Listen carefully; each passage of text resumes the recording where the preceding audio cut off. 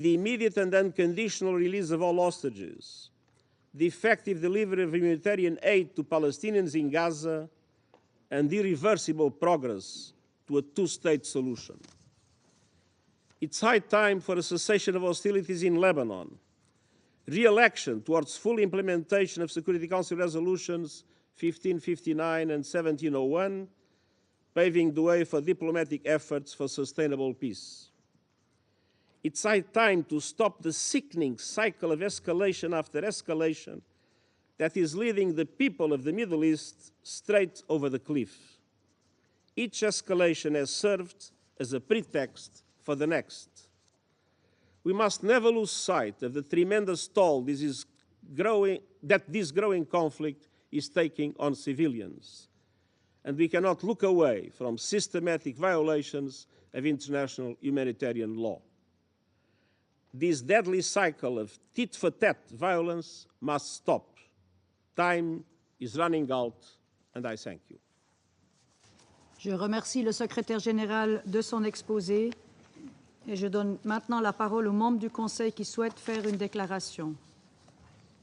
Je donne maintenant la parole au représentant de la France. Madame la Présidente, je remercie le secrétaire général des Nations Unies pour son intervention et je tiens à lui redire le plein soutien et toute la confiance de la France. La France condamne les attaques par missiles balistiques perpétrées hier par l'Iran contre Israël.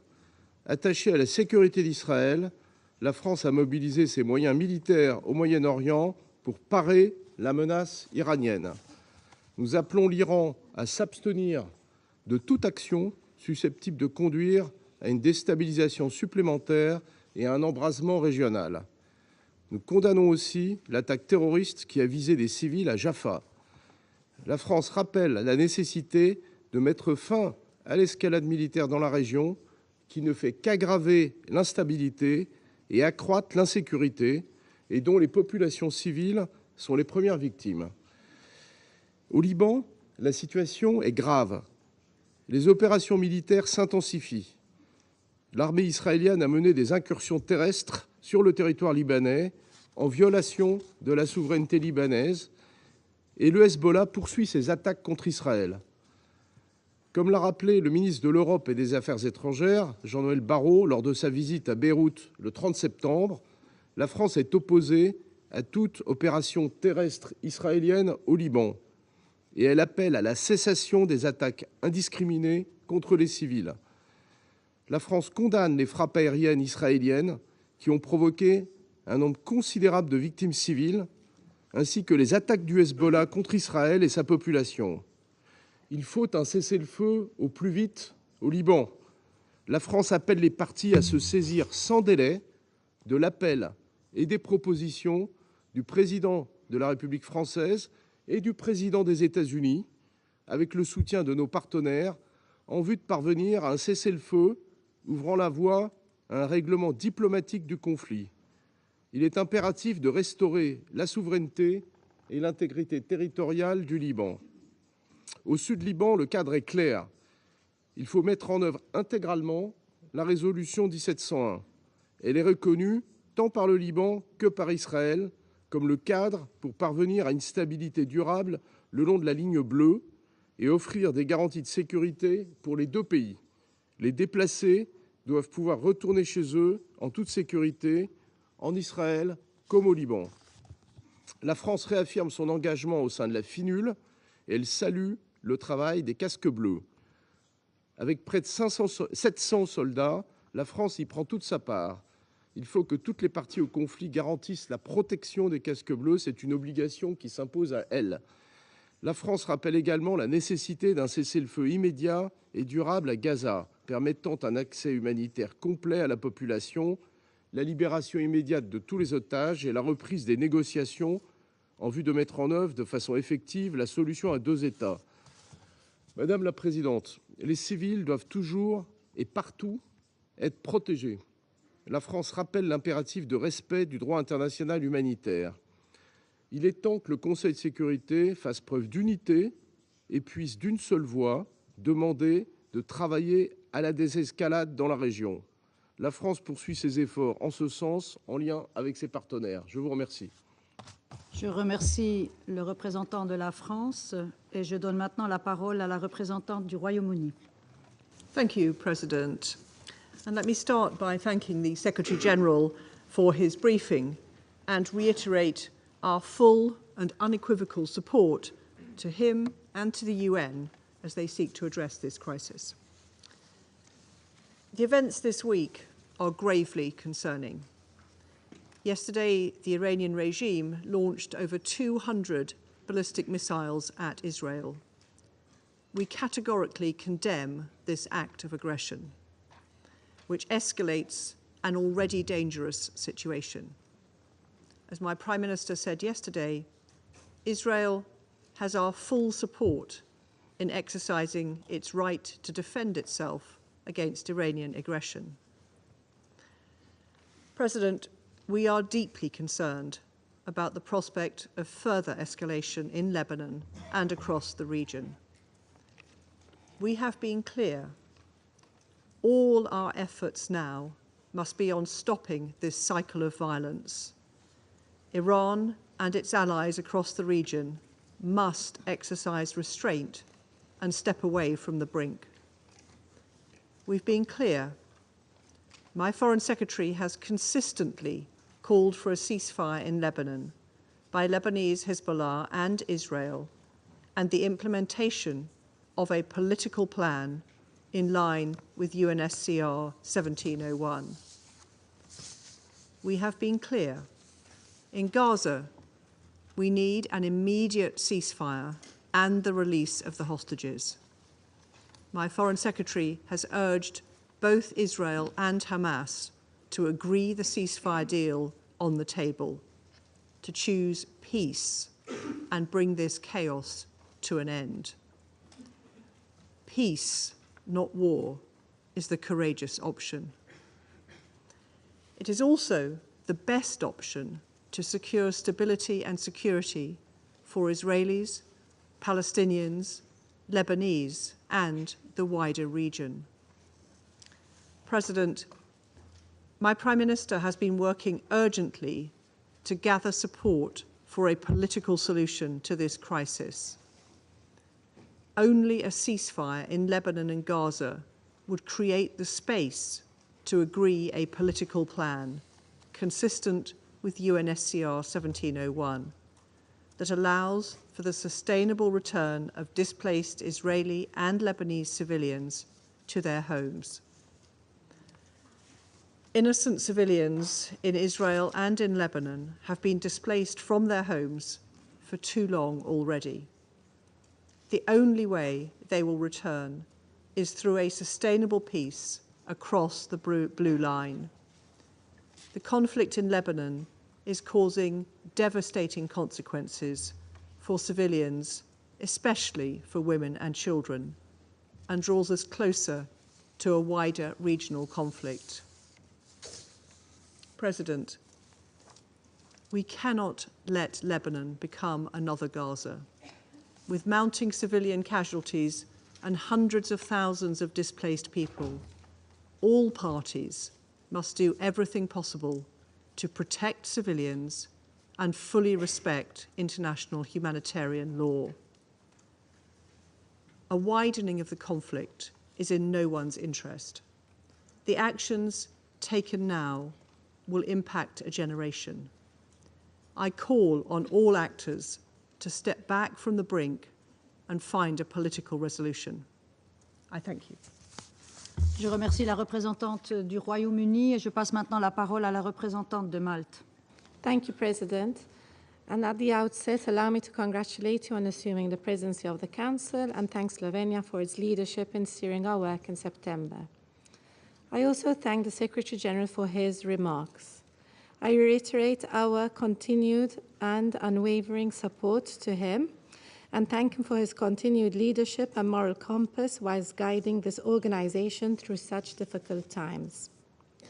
Malta echoes the Secretary-General in condemning the continued and escalatory hostilities across the Middle East. This vicious cycle of violence, inevitably leading to a regional conflict, is extremely concerning. It must be brought to an end.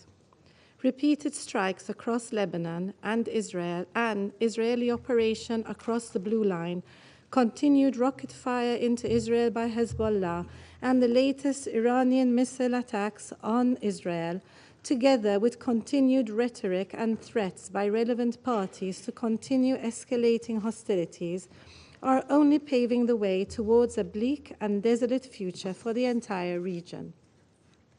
Amid the worst displacement crisis in the country's history, we are witnessing yet another man-made humanitarian catastrophe. We cannot be silent in light of this deterioration. Furthermore, we strongly condemn yesterday's missile attack on Iran by Israel. We call on Tehran to immediately halt such actions, which only contribute towards expanding a complex web of tensions and push the entire region closer to the precipice. We also condemn the terror attack in Jaffa yesterday, which killed 6 Israeli civilians and wounded 9 others. President, the Israeli-Hamas war, the resulting humanitarian crisis in Gaza, and situations elsewhere in the West Bank and East Jerusalem are the core of the explosive situation we now find ourselves in. These are the devastating consequences of unchecked conflicts. This human suffering is a high price that the people across the Middle East are paying on a daily basis. We stress that indiscriminate bombings, destruction of civilian infrastructure, and mass displacements are violations of international law. All parties must abide by their obligations under international humanitarian law and prioritize the protection of civilians. Furthermore, we emphasize once again that Security Council resolutions are legally binding. They must be respected and implemented. Along the Blue Line, it is only through the full implementation of Resolution 1701 that the displaced residents of Israel and Lebanon can be able to return to their homes in peace and security. Furthermore, Lebanon must be free of weapons held by militant groups outside the authority of the Lebanese state. We stress the need to establish an area free of armed weapons, other than those of the government of Lebanon and of UNIFIL, between the Blue Line and the Litani River. Violations of Lebanon's territorial integrity and sovereignty, including through Israeli airstrikes and overflights across Lebanon, must cease. A dramatic escalation in Lebanon will only move us further from this goal. In the current crisis, UNIFIL also assumes a fundamental stabilization role. The safety and security of UN peacekeepers is paramount. Also, as a troop-contributing country, we call on all parties to protect and support the important mission of UNIFIL. In Gaza, we reiterate our call for an immediate and permanent ceasefire, the safe return of hostages to Israel, and the full implementation of relevant Security Council resolutions. We continue to support all diplomatic initiatives aimed at de-escalation across the region, including the efforts of the members of this Council. In conclusion, President, the region is witnessing a descent into all-out war, despite months of warning. The narrative for war must end, and the narrative for peace must begin. More importantly, this Council must act in a united and decisive manner. Now is the time to speak with one voice and unequivocally call for an end to all hostilities. The people of the Middle East are waiting for us. The world is waiting for us. Thank you. Je remercie la représentante de Malte et j'invite maintenant la représentante des États-Unis à prendre la parole. Thank you, Madam President. We look forward to working closely with you during your presidency of the Council this month. I also want to thank Slovenia for your successful conclusion of your presidency during the month of September. I wish to thank Secretary General Guterres for his briefing today. Colleagues, yesterday, Iran's Islamic Revolutionary Guard Corps, the IRGC, launched nearly 200 ballistic missiles at Israel. Tragically, there has been a confirmed death of a Palestinian civilian in the West Bank. Iran's stated intention was to avenge the deaths of 2 IRGC-supported terrorist leaders and an IRGC commander by inflicting significant damage and death in Israel. Thankfully, and through close coordination between the United States and Israel, Iran failed to achieve its objectives. This outcome does not diminish the fact that this attack, intended to cause significant death and destruction, marked a significant escalation by Iran. It does not negate the need for immediate Council action. This is a moment for this Council to speak out with one voice and condemn Iran for its unprovoked attack against another member state, and equally important, to impose serious consequences on the IRGC for its actions. Colleagues, in a broad sense, Iran was complicit in the October 7th attacks on Israel through its funding, training, capabilities, and support for the military wing of Hamas. And after Hamas's horrific attack carried out nearly a year ago today, the United States sent a clear message to Iran. Don't exploit the situation in ways that would risk propelling the region into a broader war. The IRGC flagrantly and repeatedly ignored this warning by encouraging and enabling the Houthis in Yemen to disrupt global shipping and launch attacks against Israel, by supporting militant groups in Syria and Iraq, which repeatedly attacked American forces engaged in the fight against ISIS, and by arming and encouraging Hezbollah after its former leader, Nasrallah, made the decision on October 7th to open a northern front against Israel. There can be no doubt Iranian support to regional proxies has directly contributed to the crisis in Gaza and Lebanon. At the center of Iran's efforts since October 7th to sow chaos and threaten regional stability is the IRGC, which has repeatedly flouted and violated this Council's resolutions. I can't believe I have to say this, but I will, because the IRGC and its allies are out there peddling propaganda. The decision to launch nearly 200 ballistic missiles at Israel was not in any way defensive. The IRGC was not protecting Iran from threats from another member state. Instead, the IRGC was acting in solidarity with Hezbollah after the killing of Nasrallah, who led a terrorist group that has the blood of thousands of Americans, Lebanese, and Israelis on its hands. I can think of no starker example of state support of terrorism than launching ballistic missiles to avenge the death of a terrorist leader. It is indefensible and it is unacceptable. And we have a collective responsibility as members of the Security Council to impose additional sanctions on the IRGC for supporting terrorism and for flaunting so many of this Council's resolutions. If this Council sits on its hands, what message will that send? I fear that silence and inaction will only invite the IRGC to repeat attacks like what we saw yesterday and on April 13th of this year, again and again and again. Colleagues, we meet at a moment when there is a heightened risk of countries in the region being dragged into a broader conflict. This includes Lebanon. The intensified fighting over the last week has displaced nearly 1 million people, and we mourn the many civilians who've been killed. We also recognize that for nearly a year, Israel has repeatedly called for the full implementation of Resolution 1701, even as Hezbollah's attacks along the Israeli-Lebanese border have displaced Lebanese people. And even as Hezbollah has blocked Lebanon's government from exercising full sovereignty on its side of the blue line, it is significant that even in the aftermath of recent events, Israel is still calling for the full implementation of Resolution 1701. Achieving this outcome through the hard work of diplomacy remains the United States' urgent priority.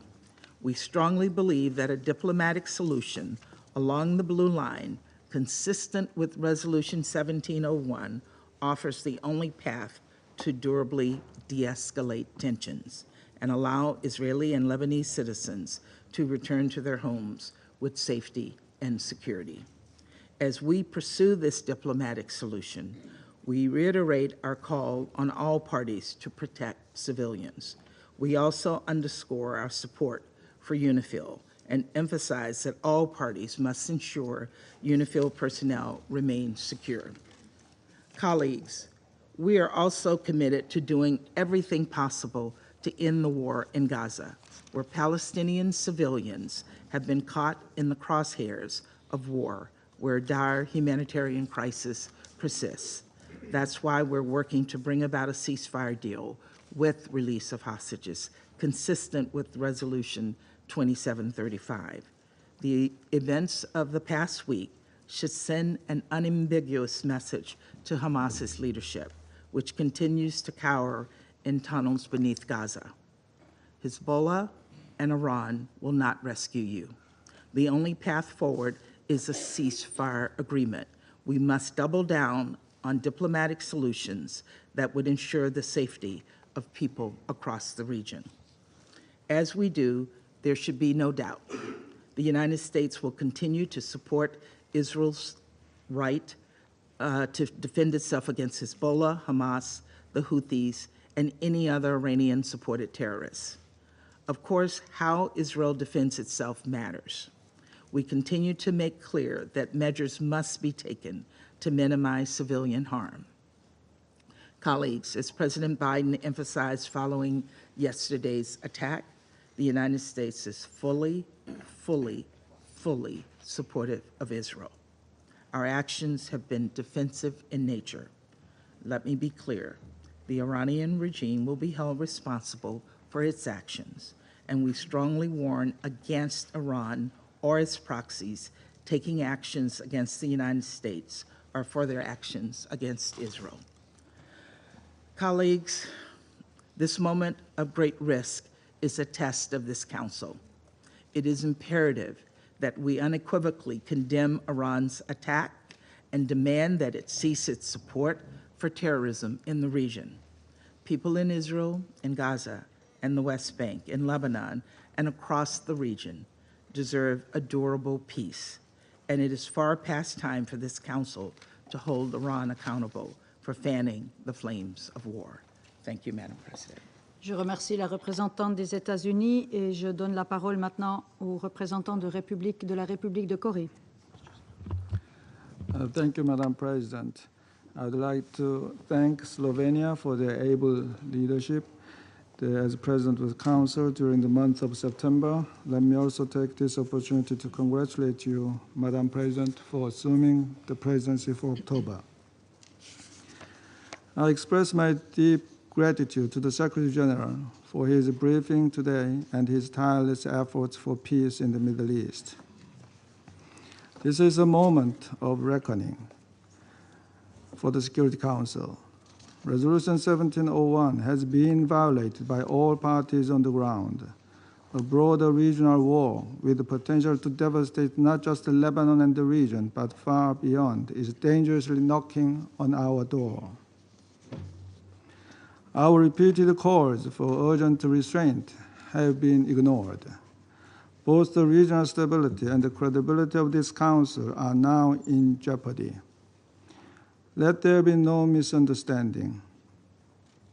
It was Hamas' brutal attacks in broad daylight that set this escalation in motion.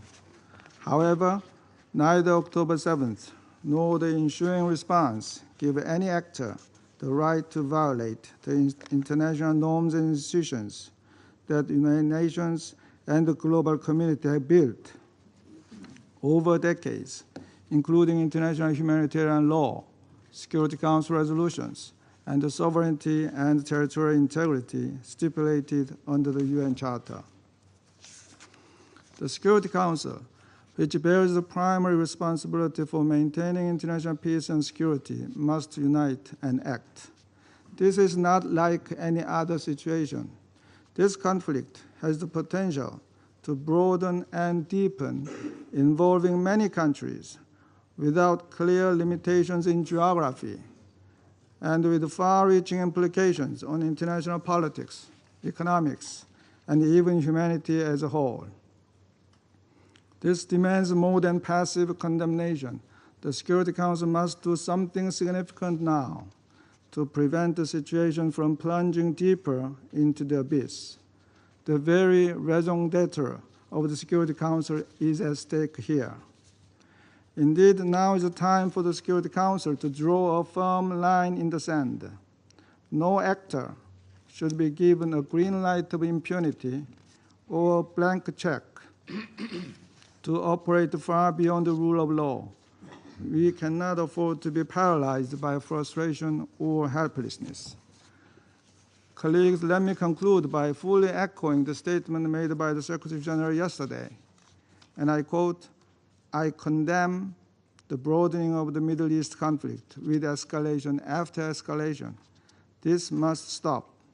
We absolutely need a ceasefire," unquote. I thank you.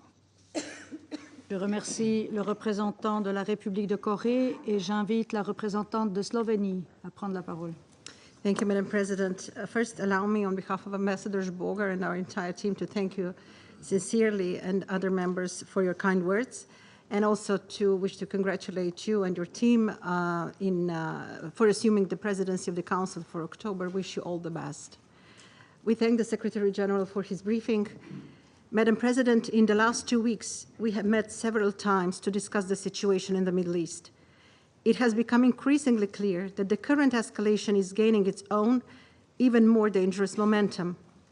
The actions and reactions of actors involved are dragging the region further away from peace and closer to an all-out war. No single party can absolve itself of blame for the chaos that is unfolding. This has become a crisis of retaliation and vengeance, where each strike fuels the next. Let me be clear, the region needs full and immediate de-escalation. For this to happen, a ceasefire on all fronts is urgent. We condemn the recent escalation in the Middle East. This includes Iranian attack on Israel. It includes Israeli attacks on Lebanon and the escalation between Hezbollah and Israel. We call on Israel to revoke the ground operation in southern Lebanon. It also includes continuous Israeli military operation in Gaza, and it includes yesterday's terror attack in Jaffa. We see deeply troublesome parallels. Escalation from any side only leads to further violence, not security or peace. We want to underline more violence cannot bring more stability and security in the region or beyond. War is not a solution to the problems in the Middle East. There is no military solution to the crisis. We call on all countries and actors to show restraint, and to everyone with influence must exert it. To Israel, Iran, Hezbollah, Hamas, the Houthis, and others, the circle of violence must stop. Retaliations must stop. Escalations must stop. We call on all parties to respect international law, particularly international humanitarian human rights law. Respect for and compliance with international law are a must. Protection of civilians must be ensured at all times, and we are dismayed by the impact of the escalation in Lebanon on civilians and condemn the high number of civilian casualties. Massive displacement in Lebanon will add an additional strain on a country which is already facing numerous challenges. Equally, this intensification of the conflict will not bring thousands of displaced Israelis back to their homes. And we must not forget about the entire population of Gaza being displaced repeatedly. There is a dire need to recommit and fully implement Resolution 1701. This Council must stand united in its call for de-escalation and ceasefire. We repeat our call for safety and security of UNIFIL to be ensured at all times. We also take this opportunity to express our full support to the work of the United Nations and the Secretary General in this crisis. We appeal to Israel to reconsider today's announcement. It is high time to strengthen the role of diplomacy and to prioritize peace. We support all initiatives which could bring stability about peace. Ceasefire negotiations related to Lebanon and to Gaza are utmost needed. We underline this Council has primary responsibility for maintenance of international peace and security. The region is standing at a precipice. We are a step away from an all-out war that threatens not only the region, but global peace and stability. In the complex history of the Middle East, the Council has made various attempts to shoulder its responsibility.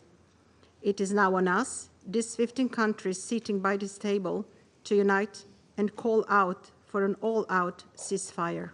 I thank you, Madam President. Je remercie la représentante de Slovénie et j'invite le représentant d'Algérie à prendre la parole. Madam President, I would like to commend Slovenia for their remarkable presidency of the Council during last month. And I also congratulate Switzerland for assuming the presidency for this month and assure them of Algeria's full support. I extend my sincere gratitude to Mr. Antonio Guterres for his comprehensive briefing. And I express Algeria's full solidarity, admiration, and support for the Secretary General following the incredible decision of the Israeli occupying authorities to declare him persona non grata. This decision reflects a clear disdain of the UN system and the entire international community.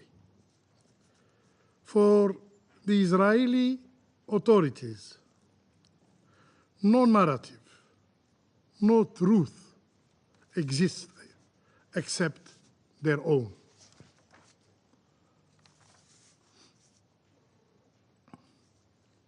Madam President, this meeting marks the third time in a single week that we have heard from the Secretary General regarding the Middle East. It is a testimony of the gravity of the situation.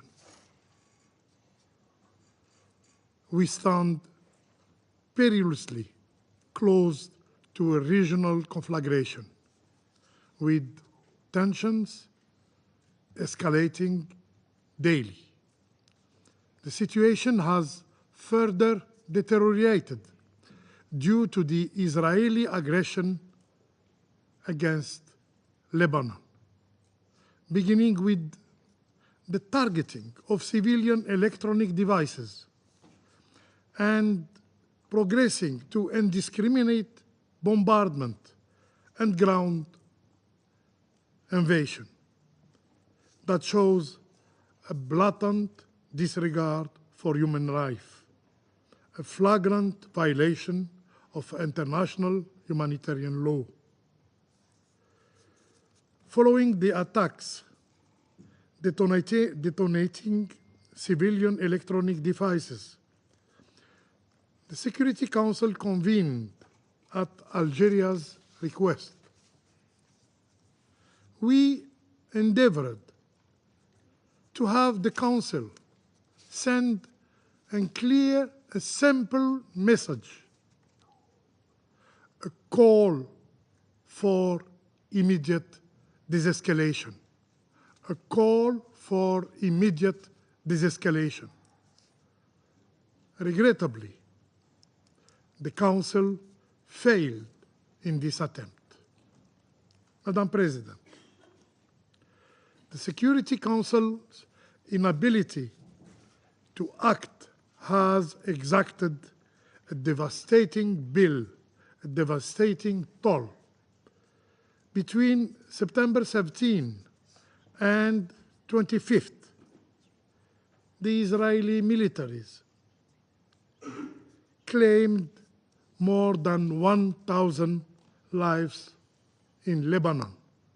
1,000 lives in Lebanon, including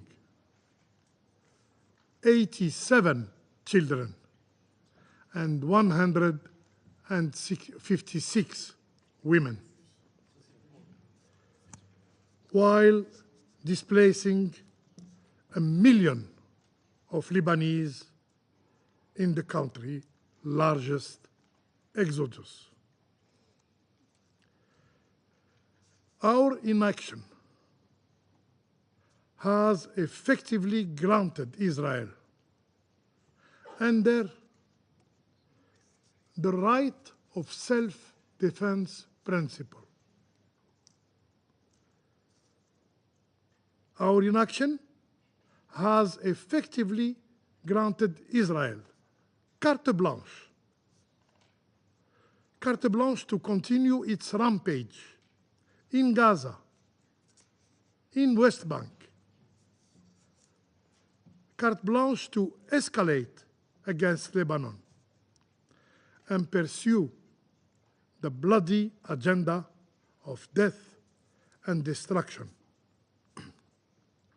Now we hear the new rhetorics of de-escalation through escalation. Strange. This is a dangerous fallacy. Escalation inevitably breeds further escalation for years to come. This surge in violence has derailed efforts to implement Resolution 2735 and has severely compromised any prospect for calm in Lebanon and the wider region. The Security Council must act with greater resolve to be relevant, simply to be credible. As the highest authority responsible for maintaining international peace and security, it is unacceptable for its decision, including Resolution 2735, to be blatantly disregarded. Israel is not above the law, and we must hold it accountable. We need solutions, tangible, enforceable solutions. No more rhetorics that serves no one. Madam President, while we must not allow the escalation in Lebanon to overshadow the ongoing tragedy in Gaza, it seems some have grown indifferent of Gaza's people plight. Any effort to address the broader escalation in the region must begin with halting the brutal assault in Gaza. I repeat, any effort to address the broader escalation in the region must begin with halting the brutal assault in Gaza. We need an immediate ceasefire. We need an immediate ceasefire in Gaza. Everyone, save for the Israeli occupier, seeks this end, this cycle of violence, and is working toward that end. So how long will the international community remain impotent in the face of Israel's defiance? How long will we fail to enforce full implementation of Resolution 1701, especially Israel's withdrawal from Lebanese territory, a key condition for Lebanon's stability. Madam President, the Middle East urgently requires concerted actions from all of us, to find lasting, sustainable solution to its crisis. These solutions demand an end to Israeli occupation of Arab lands in Lebanon, in Syria, and the establishment of an independent Palestinian state with Al-Quds Sharif as its capital. I thank you, Madam President. Je remercie le représentant d'Algérie et je passe la parole au représentant du Mozambique.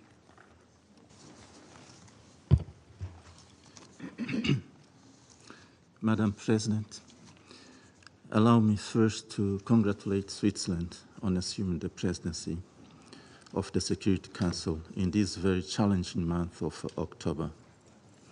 We pledge our full support. We also thank Slovenia for its successful presidency in the month of September. We are grateful to His Excellency Mr. Antonio Guterres, United Nations Secretary General, for his insights on this deeply concerning matter. Madam President, the Middle East remains a region of intense and complex geopolitical dynamics shaped by historical legacies, power struggles, and intricate relationship among various states and non-state actors, significantly shaping the region's landscape. The Palestine question, a central and profoundly impactful issue, continues to influence diplomatic relations and strategic interests, not only within the region, but also globally. The ongoing conflict and the quest for a two-state solution continue to be pivotal in discussion about peace and stability in the Middle East. Amidst the ongoing Israel strikes in Gaza, Beirut, and beyond, Iran has recently launched ballistic missiles into Israel, marking a sharp escalation in regional tensions. This action is reportedly in retaliation for the recent killing of Hezbollah and Hamas leaders by Israel airstrikes. These military acts further exacerbate the prevailing regional tensions and may indeed trigger more conflicts involving other countries with potentially unthinkable implications. In this context, we recall that during the 79th General Assembly debate, world leaders expressed deep concern over the escalating conflict in Gaza and its potential spillover to Lebanon. Both the UN Secretary General and the President of the General Assembly urged Israel to cease hostilities and pursue a diplomatic resolution to prevent Lebanon from becoming another conflict zone like Gaza. Madam President, precisely 6 months ago in this chamber, we raised serious concerns that ongoing retaliatory attacks between Israel and Iran could significantly escalate regional tensions and potentially lead to a full-blown conflict between Israel and Iran. Regrettably, this is now fast becoming a sad reality. These retaliatory attacks are shaping the foreign policies and security strategies of regional states and their external allies. While recognizing the right of states to self-defense as enshrined in the UN Charter, we express our deep concern on the recent Iranian strikes. In light of the prevailing situation, it is imperative that all parties involved, including Israel and Iran, strictly adhere to international legal norms to prevent further military confrontation and maintain regional stability. All involved parties need to exercise restraint and approach the situation with wisdom and prudence. The Council must continue to closely monitor the situation and take appropriate action to deter additional threats while safeguarding international peace and security. Furthermore, the Council must actively engage all concerned parties to prevent any miscalculations that could lead to broader conflict in an already volatile region. Such escalation would have devastating consequences for civilians who are already suffering in the occupied Palestinian territory, in Syria, in Lebanon, in Israel, and the broader Middle East. Indeed, we should not forget the human cost of this deepening conflict. The prevailing situation is a matter of great concern and demands our profound reflection and immediate action, as it represents one of the most severe humanitarian crises of our time. With each escalation, the conflict generates more casualties, displacement, and destruction of infrastructure, exacerbating the unimaginable human tragedy in the war conflict zones. Seeking a sustainable solution in the Middle East region is of paramount importance. Stability in the Middle East is vital for the security and development of all the states in the region, including Iran and Israel. We therefore reiterate our consistent appeal to the Council members to redouble their efforts and influence towards this noble goal in full compliance with all relevant international norms, including resolution, decisions, and other instruments of the United Nations. Let us strive for peace, understanding, and cooperation in the Middle East, mindful of the fact that acknowledging the legitimate concerns of all involved parties is a crucial step towards fostering stability, harmony in diversity. I thank you, Madam President. Je remercie le représentant du Mozambique et je donne la parole à la représentante du Guyana. Thank you, Madam President, and allow me to congratulate Switzerland on the assumption of the presidency and to thank Slovenia for their successful presidency. I also thank Secretary General for his sobering briefing on the urgent and rapidly deteriorating situation in the Middle East, including Lebanon, and express Guyana's full support to him, including for his untiring efforts. Madam President, the situation in the Middle East is barreling towards a greater catastrophe. Israel continues to expand its military operations to Lebanon while continuing its intense offensive in Gaza. And we are now witnessing a dangerous escalation of attacks between Israel and Iran. Amidst the deadly tit-for-tat, tensions continue to ratchet up on multiple fronts, and the entire region ticks as a virtual time bomb before our very eyes. Guyana urges all parties to step back and to immediately end all hostilities. This Council must act as one on the side of peace and respect for international law and the United Nations Charter. We must work to de-escalate the situation, and civilians must be protected on all fronts at all times. Madam President, when we met last week to discuss Lebanon, it was clear to every member of this Council that disastrous consequences could ensue from a wider armed conflict in that country. Today, we are meeting amidst reports of ground incursions by Israel into the sovereign territory of Lebanon in violation of the UN Charter and Resolution 1701, and following aerial bombardments from southern Lebanon to the heart of Beirut, resulting in more than 1,000 deaths in the past 2 weeks alone, not to mention the thousands injured and displaced. Guyana calls on Israel to uphold their obligations under the UN Charter and the wider body of international law, including international humanitarian law. Madam President, the people of Lebanon should be spared from the throes of a war neither of their making nor choosing, even as the country continues to grapple with difficult economic and political circumstances. This Council must act in the interest of international peace and security to prevent further tragedy in Lebanon, Gaza, and throughout the Middle East. Allow me to conclude with 3 urgent appeals. First, Guyana reiterates its call to all parties to immediately cease the hostilities and to abide by their obligations under international humanitarian law, in particular, the protection of civilians. We must intensify our efforts for a ceasefire in Gaza, in Lebanon, and every other front of operations. This Council must use all of its available tools to contribute to a diplomatic solution and to the full implementation of Resolution 1701, which provides a clear path for resolving this conflict in a manner that ensures that peace and security can be enjoyed by the people of both Lebanon and Israel.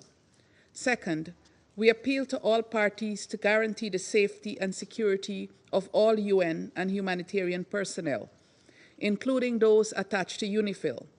As is the case with all UN personnel, UNIFIL has operated under extremely difficult circumstances over the past year and is undoubtedly being placed in a position of much greater risk as hostilities heightened in their area of operations. We must work to ensure that conditions remain conducive for the exercise by UNIFIL of its important mandate. Third, Guyana appeals for a renewed investment in peace over aggression. Let us enable the former at the expense of the latter, as we strive to save the present generation from the continuing scourge of war. As Council members, let us act together in favor of the millions of civilians who are paying the heaviest price in these senseless wars. Justice and peace demand that we do no less. I thank you. Je remercie la représentante du Guyana et j'invite le représentant du Japon à prendre la parole. Thank you, Madam President. First of all, let me express our gratitude to Slovenia for their successful presidency in September and congratulate Madam President on your assumption of the presidency for October, and we express our full support to your presidency. I also would like to thank Secretary General for his sobering and important briefing today. Since last October, the world has witnessed an unconscionable spiral of violence in Gaza, the West Bank, Lebanon, Yemen, Syria, and beyond. The recent developments in Lebanon are particularly worrying.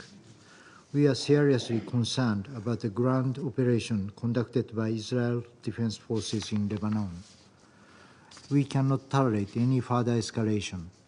In this vein, Japan once again calls for an immediate ceasefire between Israel and Hezbollah. All parties need to demonstrate their recommitment to the full implementation of relevant UN Security Council resolutions, including Resolution 1701. Japan paid respect to the UN staff and personnel on the ground, devoting the high cause under the severe circumstances. Their security must be ensured. Now we are seeing the growing needs of the civilians in Lebanon who are facing the onset of a displacement crisis.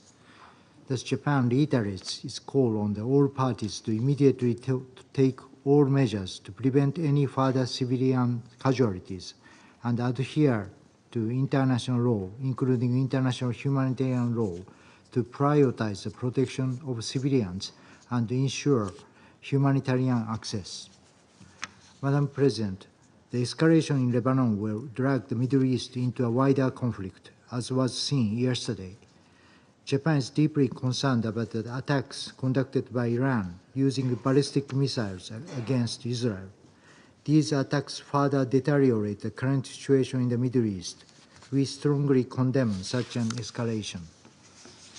Secretary General issued a statement that condemned the broadening of the Middle East conflict, and we reiterate his call for an immediate ceasefire. In April, when this council was convened following Iran's large-scale attack against Israel, many of us stand that it constitutes an unprecedented development. However, we have seen what was unprecedented occurring twice within the last 6 months. This clearly shows the Middle East is following a dangerous path that could lead to a catastrophe. We must not let this happen. In this regard, Japan amplified our call to all parties to exercise maximum restraint, work towards de-escalation,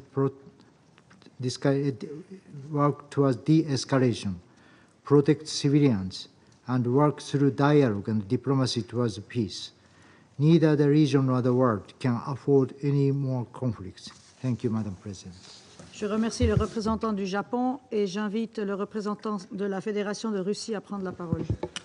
Госпожа председатель, хотим поздравить Словению с завершением председательства в Совете в сентябре, объективно непростом месяце для любого председательства. И поздравить Швейцарию с вступлением в должность председателя Совета в октябре. Благодарим генерального секретаря за его оценки ситуации на Ближнем Востоке, резко обострившейся на фоне беспрецедентного витка эскалации насилия в Ливане и расширения географии конфронтации на соседей по региону. Приняли также во внимание позиции Израиля и Ирана, изложенные в распространенных накануне письмах. К сожалению, ближневосточный регион буквально на наших глазах скатывается в пучину новой большой войны, а Совет Безопасности лишь беспомощно наблюдает за этим. Израильская бесчеловечная военная операция в Газе продолжается, несмотря на требования подавляющей части международного сообщества ее остановить. Раскручивание спирали насилия предсказуемо привело к обострению ситуации в Ливане и израильском приграничье, в Йемене и акватории Красного моря. Однако вместо того, чтобы задействовать возможности дипломатии, власти Западного Иерусалима сделали однозначную ставку на силовое оккупирование своих озабоченностей. А их американские подельники во всем им подыгрывают, парализуя работу Совета Безопасности. В итоге новой жертвой израильской военной машины стал Ливан. После интенсивных обстрелов ливанских городов южный сосед приступил к наземной операции в этой стране. Кроме того, после серии политических ликвидаций, включая убийство главы исполсовета Хамас Хании, генерального секретаря Хезболлы Насраллы и ряда других лидеров, противостоящих Израилю движений, в конфронтацию включился и Иран, целых 2 месяца проявлявший исключительную в данных обстоятельствах сдержанность. Из выступлений наших западных коллег складывается впечатление, что единственная проблема, которая стоит перед Советом сегодня, это ответный ракетный удар Ирана. Сложно представить, на какую роль в дипломатическом процессе с подобной оценкой ситуации можно рассчитывать. Как будто все это случилось в вакууме. Как будто ничего не происходит и не происходило в Ливане, в Газе, в Сирии, Йемене, что и привело к новому, опаснейшему витку разрастающегося ближневосточного конфликта. Россия решительно осуждает нападение на Ливан и призывает израильские власти незамедлительно прекратить силовые действия и вывести войска с ливанской территории. Не видим никаких оправданий для новых жертв со стороны гражданского населения, счет которых идет уже на тысячи. Выражаем солидарность с руководством и народом дружественного Ливана, подвергшегося вооруженной агрессии. Искренне соболезнуем родным и близким погибших. Требуем полного и комплексного выполнения резолюции Совета Безопасности 1701, в которой содержится как обязательство Израиля по прекращению всех наступательных военных операций, выводу своих вооруженных сил из Южного Ливана и прекращению оккупации ливанских территорий, так и обязательства Хезболлы по отводу подразделений к северу от реки Литани. Израильская сторона должна неукоснительно обеспечивать безопасность временных сил ООН в Ливане, подвергающихся непредсказуемым рискам в связи с израильским вторжением. Напоминаем о том, что угроза жизни и здоровья голубых касок может представлять собой военное преступление. Также решительно осуждаем убийство Насраллы. Вызывает отторжение тот факт, что для его ликвидации на жилой квартал ливанской столицы было сброшено более 80 бомб весом в 1 тонну. В результате уничтожено 6 многоэтажных домов. О какой избирательности этой акции можно говорить в подобных обстоятельствах? Данная политическая ликвидация чревата катастрофическими последствиями для Ливана и всего Ближнего Востока. В Западном Иерусалиме не могли этого не понимать, однако сознательно пошли на обострение. Таким образом, на израильскую сторону ложится вся полнота ответственности за последовавшую эскалацию и ее последствия, в том числе для населения Израиля. В рамках выполнения своего мандата по поддержанию международного мира и безопасности Совет Безопасности ООН должен заставить Израиль незамедлительно прекратить боевые действия. Мы с вами обязаны также приложить все силы для создания условий для политико-дипломатического регулирования. В этом контексте отмечаем сигнал Тегерана о нежелании дальнейшего раскручивания спирали конфронтации. Госпожа председатель, Совет Безопасности в последнее время часто и, казалось бы, вполне справедливо подвергается критике за неспособность остановить насилие в зоне палестино-израильского противостояния. При этом те, кто следит за нашей работой, прекрасно знают, что 14 из 15 членов Совета Безопасности давно уже приняли бы необходимые меры для принуждения сторон к миру, сохранив таким образом жизни тысяч ни в чем не повинных женщин, детей и стариков. И Израиль не смог бы действовать настолько нагло и наплевательски по отношению к международному праву, если бы не чувствовал себя под безусловной и всепогодной защитой Соединенных Штатов. Ради своего ближневосточного союзника Вашингтон уже 5 раз применил в СБ право вето и с начала июня сознательно пытается вводить нас всех за нос, рекламируя свой пресловутый план Байдена и свою тихую дипломатию по заключению сделки между Хамас и Израилем. Честно говоря, от этого всего складывается устойчивое впечатление, что эти опосредованные переговоры Вашингтон вообще ведет сам с собой. Весьма символично поэтому, что команду на ликвидацию лидера Хезболлы и начало опаснейшего витка региональной эскалации израильский премьер дал именно из Нью-Йорка, предварительно выступив с подчеркнутым милитаристской речью с трибуны Генеральной Ассамблеи ООН. Вот с каким спевшимся дуэтом, уважаемые коллеги, мы с вами на самом деле имеем дело. И вопрос, разумеется, не только в моральной и политической поддержке, но и в многомиллиардных поставках оружия, которые в Вашингтоне, как ни в чем не бывало, продолжают отгружать Израилю, несмотря на истребление 42 тысяч палестинцев, который, разумеется, ни в каких посреднических усилиях не нуждается и продолжает свою бесчеловечную кампанию. В итоге пламя всепоглощающего конфликта распространяется все шире, охватывая все новых соседей Израиля в регионе. Огромная и опаснейшая иллюзия состоит в том, что в этом разрастающемся огне Израиль сможет остаться невредимым.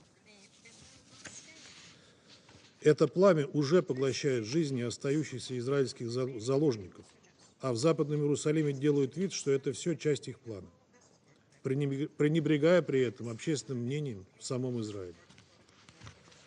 Госпожа председатель, еще одна опасная иллюзия состоит в том, что Израиль, обладая значительным военным превосходством, планирует разбираться со спровоцированным им кризисом сам. Становится все более очевидным, что в планах израильского руководства любой ценой спровоцировать прямой конфликт между своим главным региональным противником Ираном и Соединенными Штатами. Сложно сказать, понимают ли это в Вашингтоне, но пока эта пьеса разыгрывается по израильским нотам. И если она дойдет до финала, конфликт может выйти на невообразимый уровень эскалации, угрожая уже не только Ближнему Востоку, но и всему миру. Убеждены, что в наших общих интересах предотвратить подобный сценарий. Хочется верить, что прозреют, наконец, и наши американские коллеги и в полной мере осознают свою ответственность как постоянного члена Совета Безопасности ООН.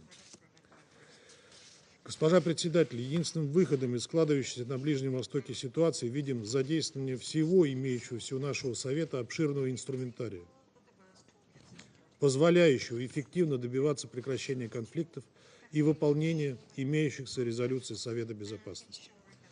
Любые иные инициативы будут носить паллиативный характер и требуемого эффекта не принесут.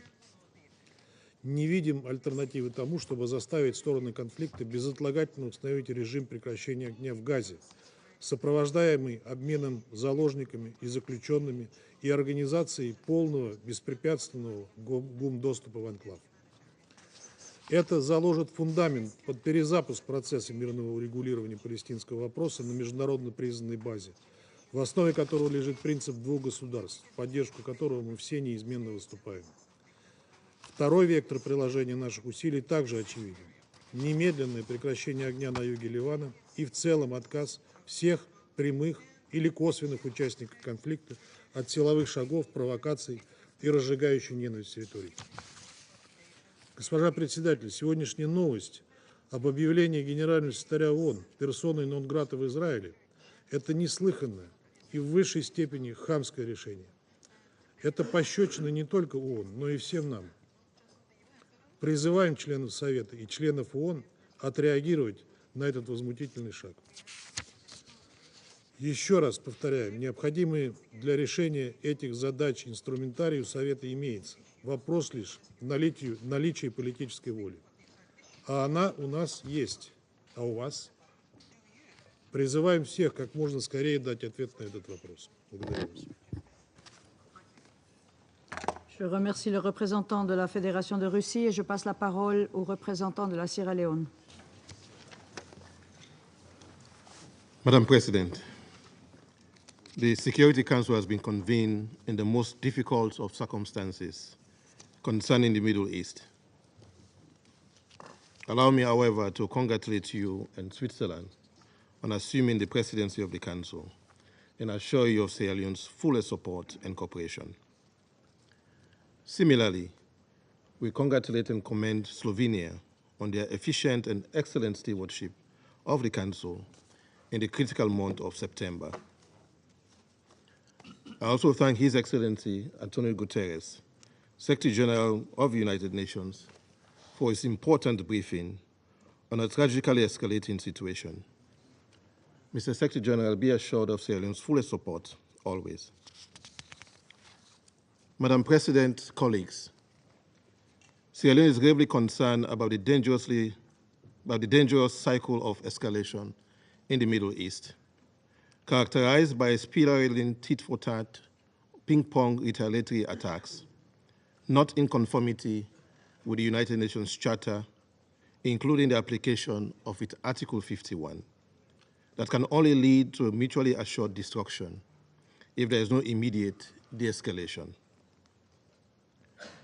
Despite the resonance and resolute call for ceasefire by our leaders in the general debate of the 79th session of the United Nations General Assembly, and repeated calls by members of this Council for ceasefire and restraint, it must be clear to all that we now have a regional conflict with multiple fronts in Gaza and violence in the West Bank, in Lebanon, where its sovereignty and territorial integrity is being violated, retaliatory attacks between Israel and Iran, as well as with the Houthis in Yemen. Since the 7th October 2023 heinous attacks led by Hamas on Israeli civilians, which we have condemned as acts of terror, we are gravely concerned about the escalation of violence that has ensued. In Gaza, the response by Israel has been characterized by collective punishment, widespread bombardment, and alarming disregard for international humanitarian law, leading to immense civilian suffering and the destruction of critical civilian infrastructure. Only hours ago, it has been reported that 50 people were killed in southern Gaza only a few hours ago. Gaza cannot be forgotten, as the rate and pace of killings have not subsided, with over 41,000 people killed, and the Security Council Resolution 2735 all but forgotten. The protection of civilians must remain our top priority. Sierra Leone is deeply disturbed by reports of disproportionate military responses, the targeting of civilian infrastructure, and the collective punishment of the population in Gaza. We urge all parties to respect the principles of distinction, proportionality, and necessity as enshrined in international humanitarian law. There can be no justification for the deliberate targeting of civilians or the destruction of civilian infrastructure that people rely for their survival. We continue to call for unhindered humanitarian access to Gaza. The blockade and siege has left civilians in desperate need of food, water, medical supplies, and basic services. Humanitarian access, safety, and aid must be allowed to flow to those who are suffering. Madam President, recent events, including strikes in Lebanon, the killing of a Hezbollah leader, and the reported land incursion by Israel, are deeply concerning. These developments have heightened the risk of regional destabilization, and we call on all actors to show restraint, avoid further escalation, and recommit to dialogue and compliance with Security Council Resolution 1701. We urge the parties to comply with their obligations regarding UNIFIL and the protection of UN peacekeepers and UN premises. It is clear that today, Israel and Hezbollah are at war. Sierra Leone has been concerned about the repeated exchanges of fire across the Blue Line since Hezbollah launched rockets into Israel on 8 October 2023, unprovoked. While the exchanges of fire were largely confined to the immediate vicinity of the Blue Line for a short period, we observed the gradual intensification along and increasing well beyond the Blue Line, causing civilian casualties and infrastructure damage, destruction of farmlands, and displacement of tens of thousands of civilians. Members of this council, including Sierra Leone, have been expressing the risk of the danger of miscalculation, a wider and devastating regional conflagration as a consequence of the conflict between Israel and Hamas. Today, Middle East is at war. We note the declaration of Israel to return displaced residents and further declaration of Hezbollah on a ceasefire in Gaza. We express deep concerns over the dangerous rhetoric relating to the achievement of respective military objectives by the conflicting parties.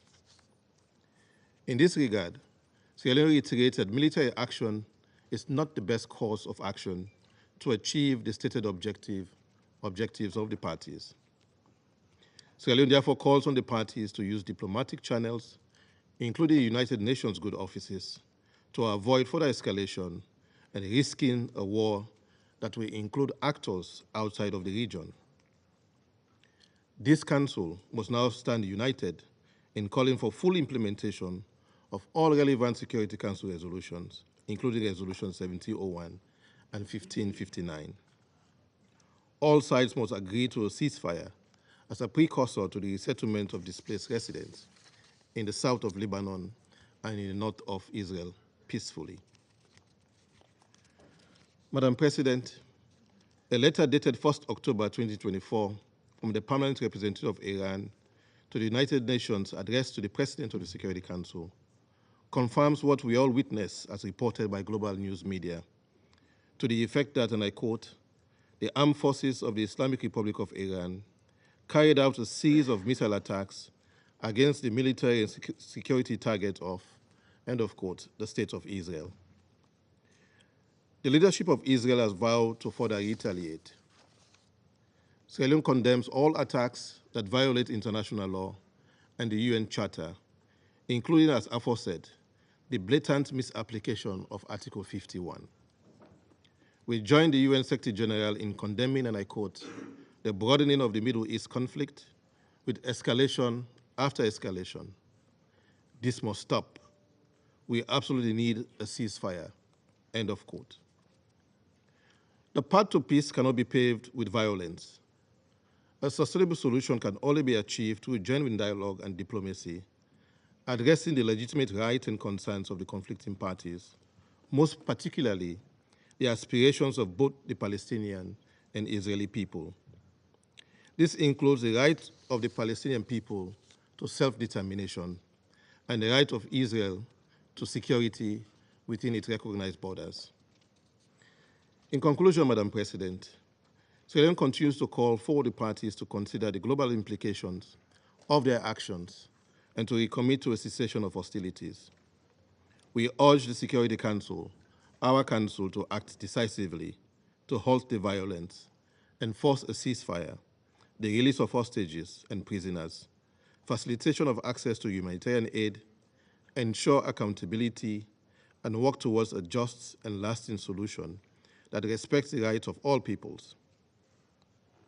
Let us end the occupation of Palestine, as the International Court of Justice has called for, implement the two-state solution, and choose a future of peace, stability, and dignity for both Palestine and Israel.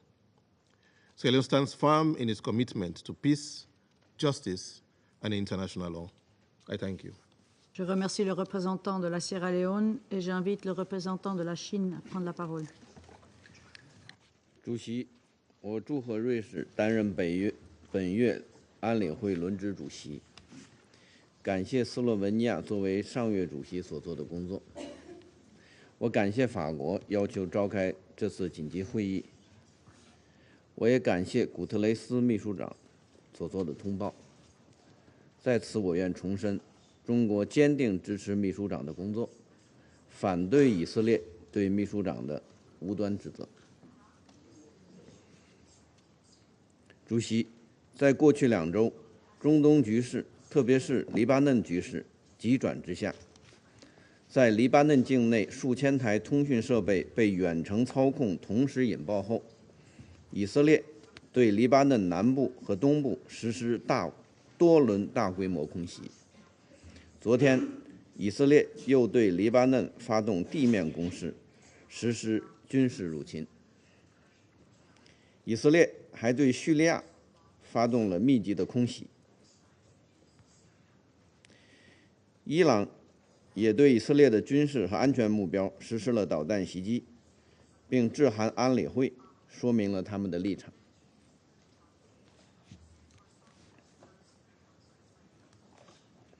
中方对当前严峻局势和下步发展前景深表关切，极为担忧。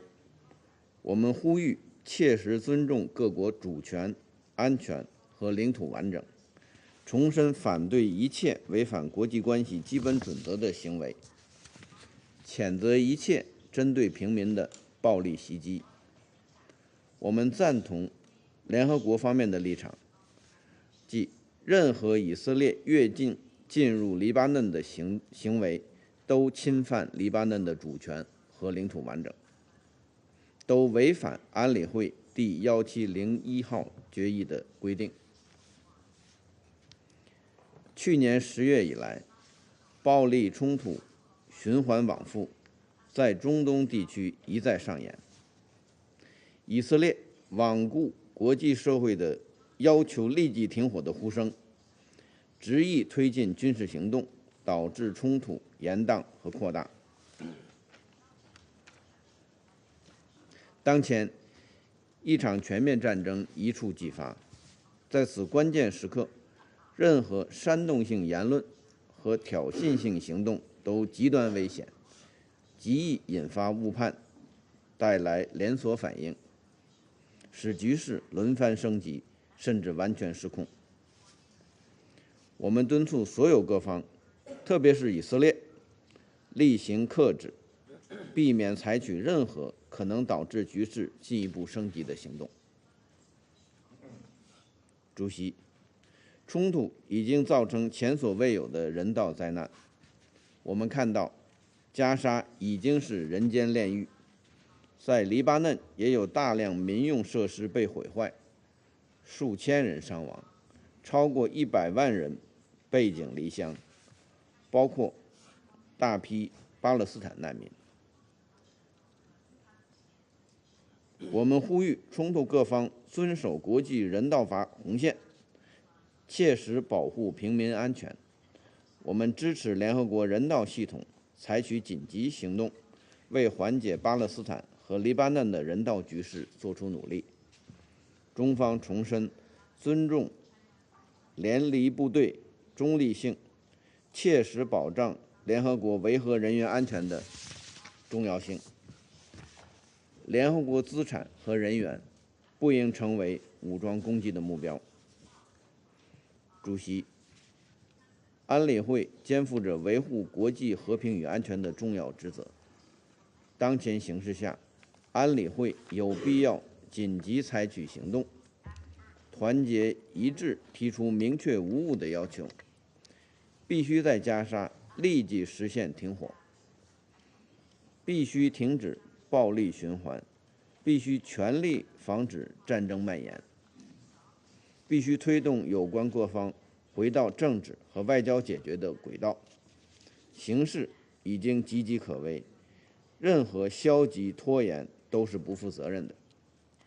任何纵容更大军事冒险的说辞，都将释放错误信号，并可能产生严重的后果。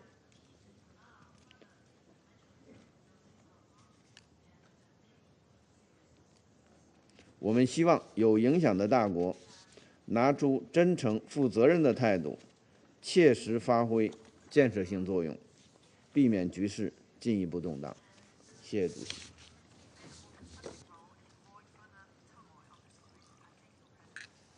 Je remercie le représentant de la Chine et je passe la parole au représentant de l'Équateur. Gracias, señora presidenta. Permítame primero felicitar a su delegación por asumir la conducción del Consejo este mes y por reiterarle el respaldo total de nuestro país. De igual manera, agradecer a Eslovenia por la excelente conducción de este Consejo durante el mes pasado. Quiero resaltar y reiterar el respaldo de mi país al trabajo del secretario general a favor de la paz, así como de todas las agencias de las Naciones Unidas en este sentido. Gracias, Presidenta, y agradezco a Francia por haber solicitado esta sesión de emergencia para que este Consejo considere el deterioro de la situación en Líbano e Israel, desarrollos recientes que colocan en situación de extrema vulnerabilidad al Medio Oriente. Gracias, Secretario General, por la sobreinformación que nos ha proporcionado, por su llamado a la comunidad internacional para movilizar los más de 400 millones de dólares en asistencia humanitaria que necesita el Líbano en estos momentos y sobre todo por su permanente compromiso con la desescalada del conflicto y el cese al fuego. Debemos empezar por recordar que nos encontramos a apenas 5 días de que se cumple un año de los ataques terroristas de Hamas, injustificables y condenables, que originaron la actual espiral de violencia que vive la región. La causa palestina no puede ser utilizada por Hezbollah y otros grupos extremistas para tratar de explicar en vano sus actos de terrorismo, como es el asesinato de niños mientras jugaban fútbol en Mahdal Shams en julio pasado. El Ecuador reconoce el derecho inmanente de la legítima defensa de los Estados miembros de las Naciones Unidas en caso de ataque armado en los términos consagrados en el artículo 51 de la Carta. Debe detenerse la escalada de violencia que nos ha sido descrita y que incluye bombardeos aéreos e incursiones, lanzamiento de cohetes, de misiles balísticos, actos de terrorismo que siguen exponiendo la vida e integridad de civiles inocentes. En Gaza se han registrado decenas de miles de civiles muertos, incluyendo mujeres y niños.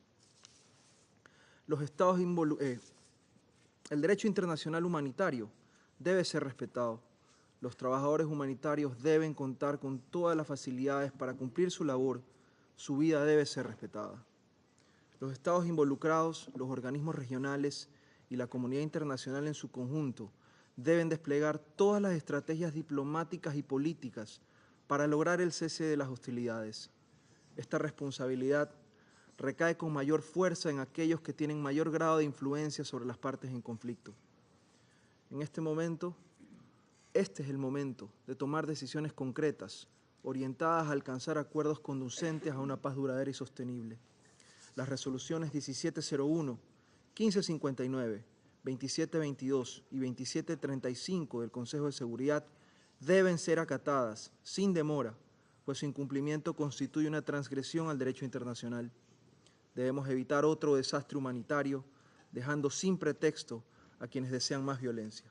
Señora Presidenta, colegas, Ortega y Gasset afirmó, y cito, «Es falso decir que lo que nos determina son las circunstancias. Al contrario, las circunstancias son el dilema ante el cual tenemos que decidirnos, pero el que decide es nuestro carácter». Cierro cita. Ni la responsabilidad colectiva del Consejo de Seguridad, ni la paz que constituye el valor superior de la humanidad pueden estar supeditadas a las tensiones e intereses de la geopolítica. Para finalizar, reitero que el Ecuador apoya toda iniciativa que persiga el restablecimiento de la paz y su sostenibilidad. Gracias. Merci le représentant de l'Équateur et je vais faire maintenant une déclaration en ma qualité de représentant de la Suisse. Nous remercions le secrétaire général de son intervention.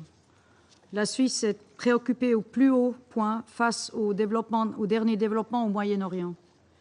Le risque d'une guerre régionale dont nous mettons en garde depuis maintenant presque un an est sur le point de devenir réalité.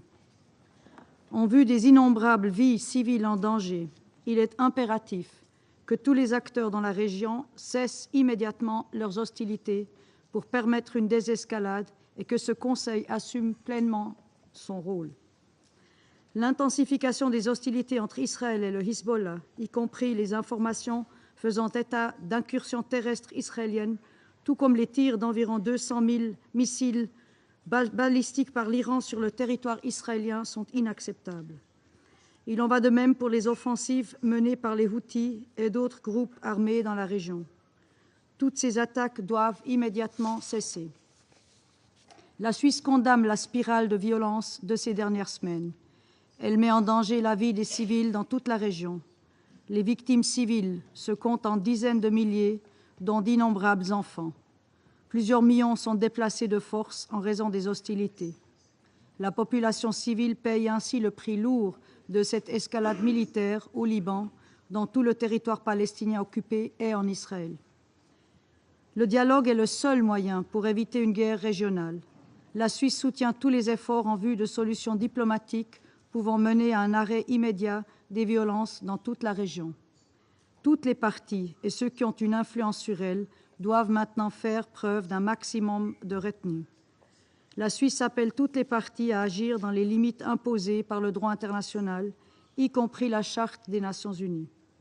La souveraineté et l'intégrité territoriale de tous les pays dans la région doivent être respectées.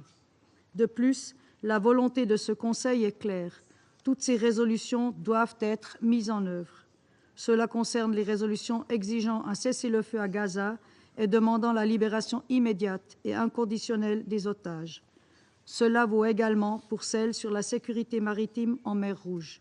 De même, nous appelons encore une fois avec insistance à un retour à la cessation des hostilités de part et d'autre de la ligne bleue, ainsi qu'à un réengagement immédiat quant à la mise en œuvre de la résolution 1701.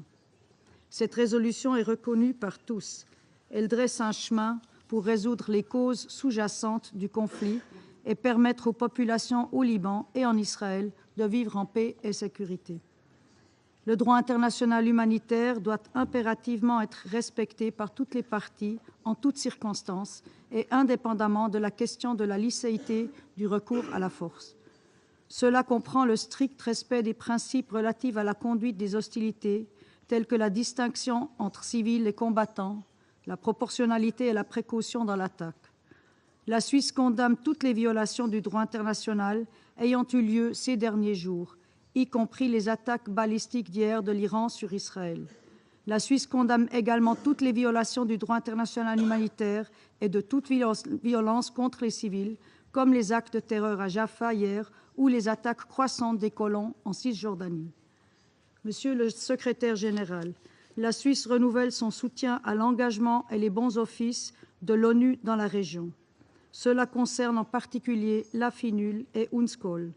La FINUL, à laquelle la Suisse contribue par l'intermédiaire de l'ONUST, accomplit actuellement son travail dans un environnement extrêmement dangereux pour réduire les tensions et assurer la liaison entre les parties. La Suisse réitère aussi son plein soutien au travail du secrétaire général. En outre, l'ONU fournit actuellement, en collaboration avec d'autres organisations, une aide humanitaire à tous les civils dans le besoin. Nous appelons à nouveau à la protection du personnel de l'ONU, en particulier du personnel humanitaire et du personnel de maintien de la paix. Il est urgent de mettre un terme aux souffrances des populations civiles et de rétablir le dialogue en vue de pacifier la région. La responsabilité d'un Conseil de sécurité uni dans son action en faveur de la paix est claire. Je vous remercie. Je reprends maintenant mes fonctions de présidente du Conseil. Et je donne maintenant la parole aux représentants sous article 37. Et j'invite donc le Liban à prendre la parole. السيدة الرئيسة، أهنئكم بداية على ترأسكم لمجلس الأمن لهذا الشهر، كما أشكر سلوفينيا على رئاستها للمجلس الشهر الماضي، وأتقدم بالشكر من فرنسا على طلب عقد هذه الجلسة الطارئة، كما أشكر الأمين العام للأمم المتحدة السيد أنطونيو غوتيريش على إحاطته وندائه وكل الدعم له ولما يقوم به.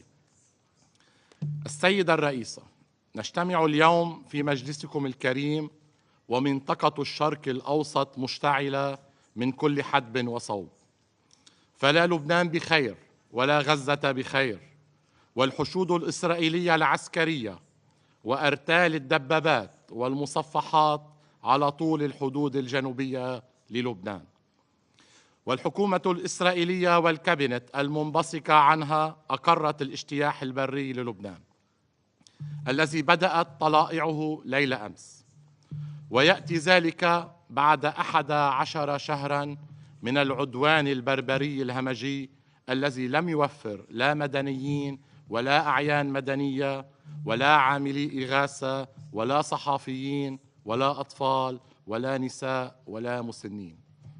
فمنذ 8 تشرين الأول 2023 قتلت إسرائيل وجرحت آلاف الأشخاص بانتهاك صارخ لميثاق الأمم المتحدة والقانون الدولي الإنساني ولكل الأعراف الدولية والمبادئ الإنسانية.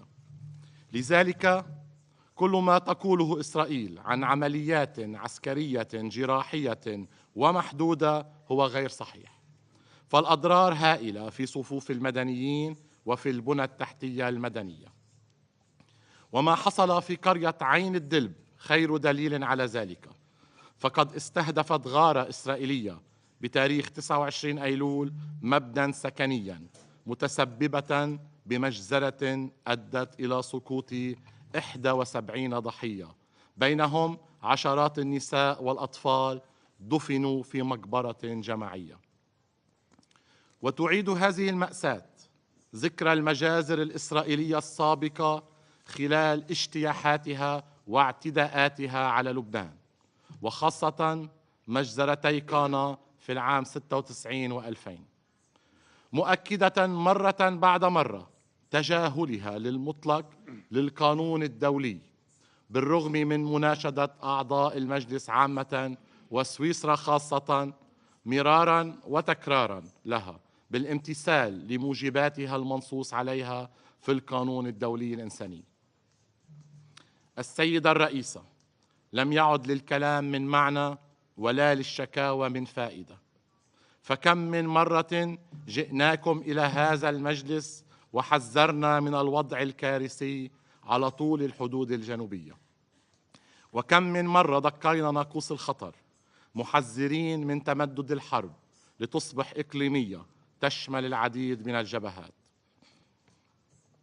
لكن ما يحدث اليوم من قتل وتهجير وتدمير غير مسبوق لا يمكن السكوت عنه وتجاهله، وسياسة وضع الرؤوس في الرمال والخوف من مواجهة إسرائيل وردعها لم تعد ذي فائدة، فأولاد الجنوب والضاحية الجنوبية لبيروت ينامون في الشوارع، والأمهات تحمل أطفالها هاربة من هول الغارات والصواريخ الفائقة التدمير التي تستخدم ضد المدنيين.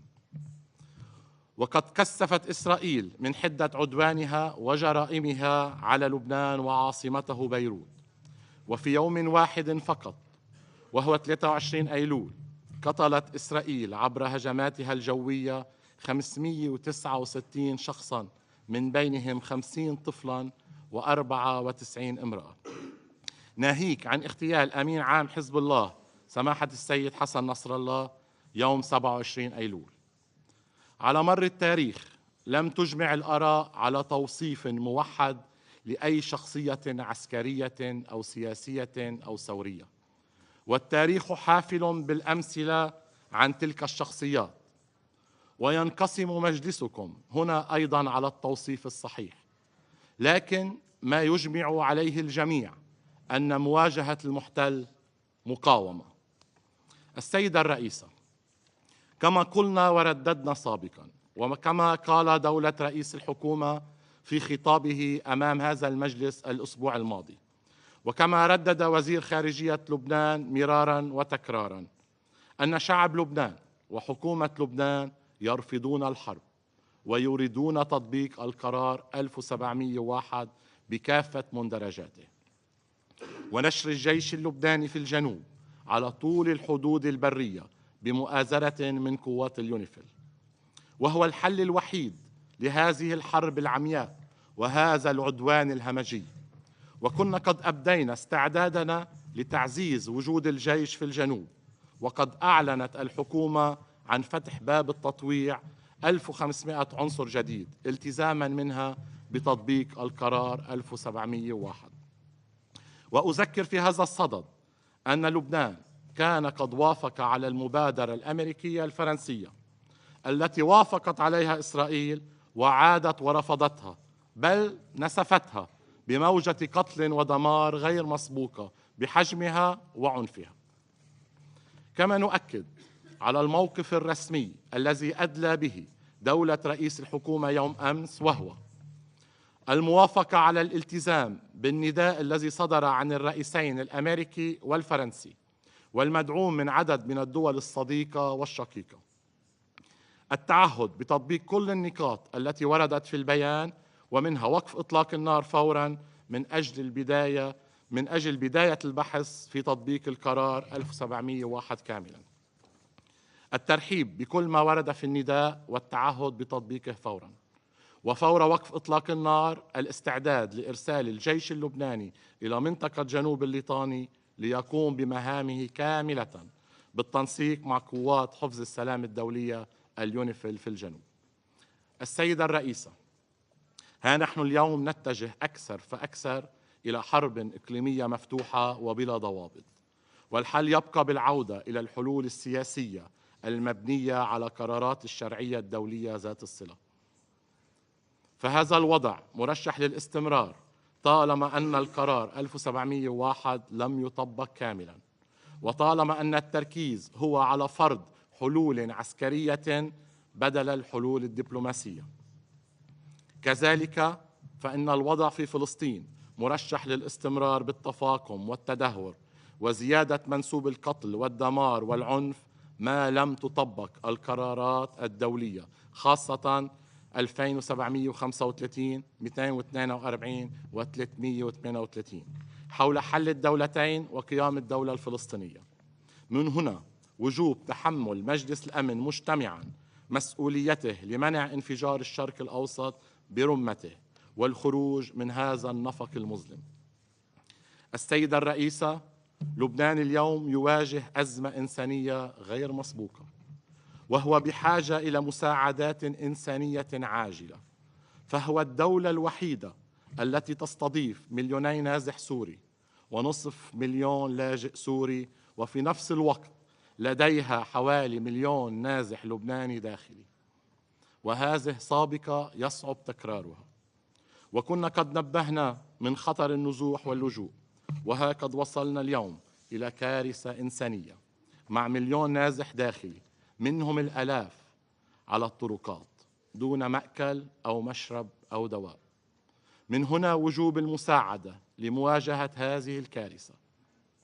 وقد تم إطلاق يوم أمس بالتعاون مع الأمم المتحدة نداء عاجلا بقيمة 426 مليون دولار للاستجابة لهذه الكارثة الإنسانية.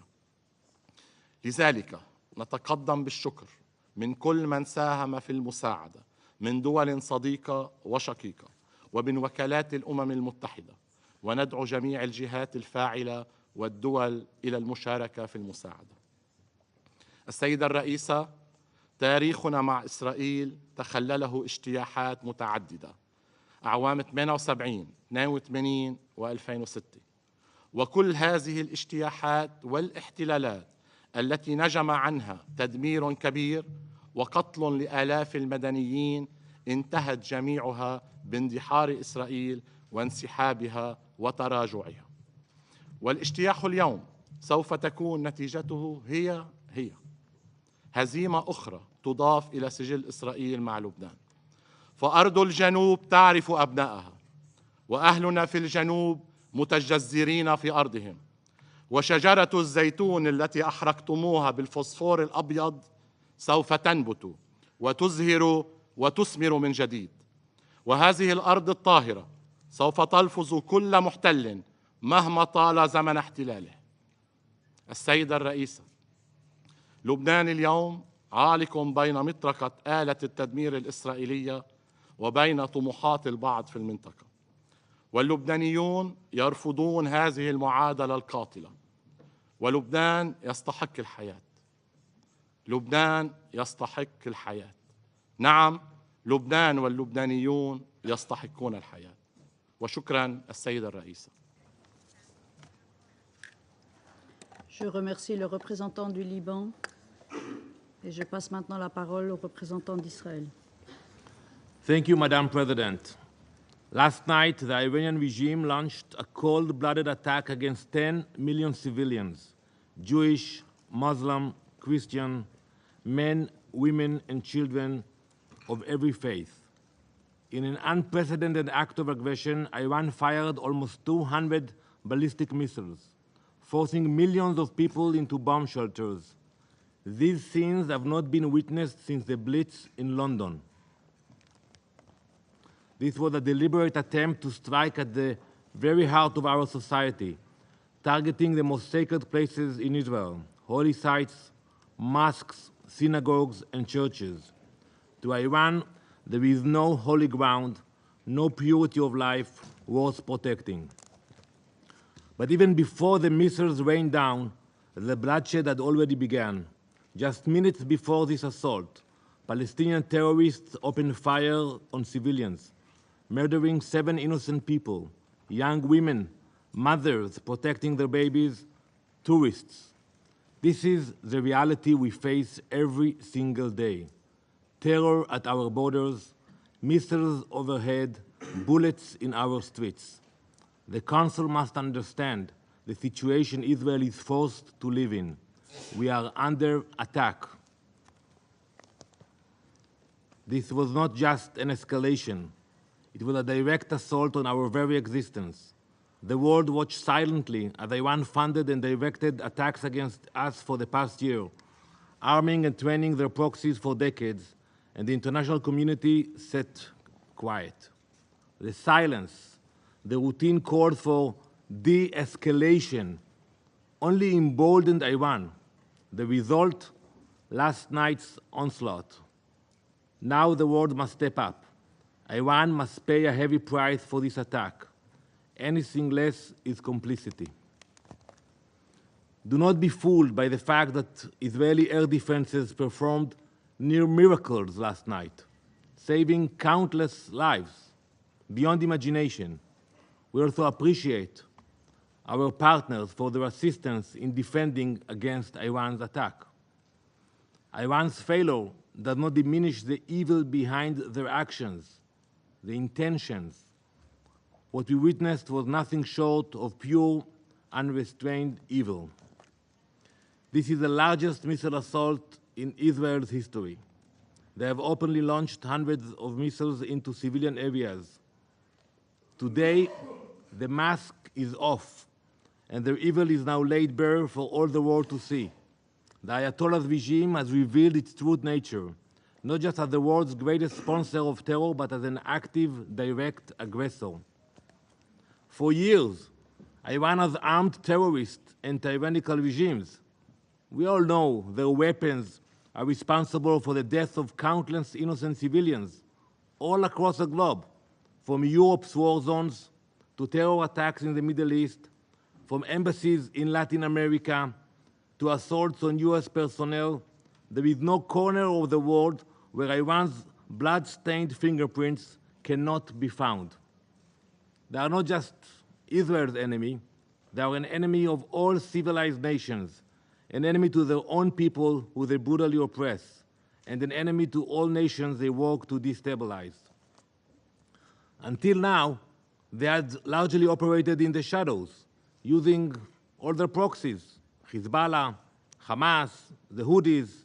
They carried out their dirty work. But last night, that mask was ripped away, the mask that their leaders wear in these very halls. Iran no longer hides behind others.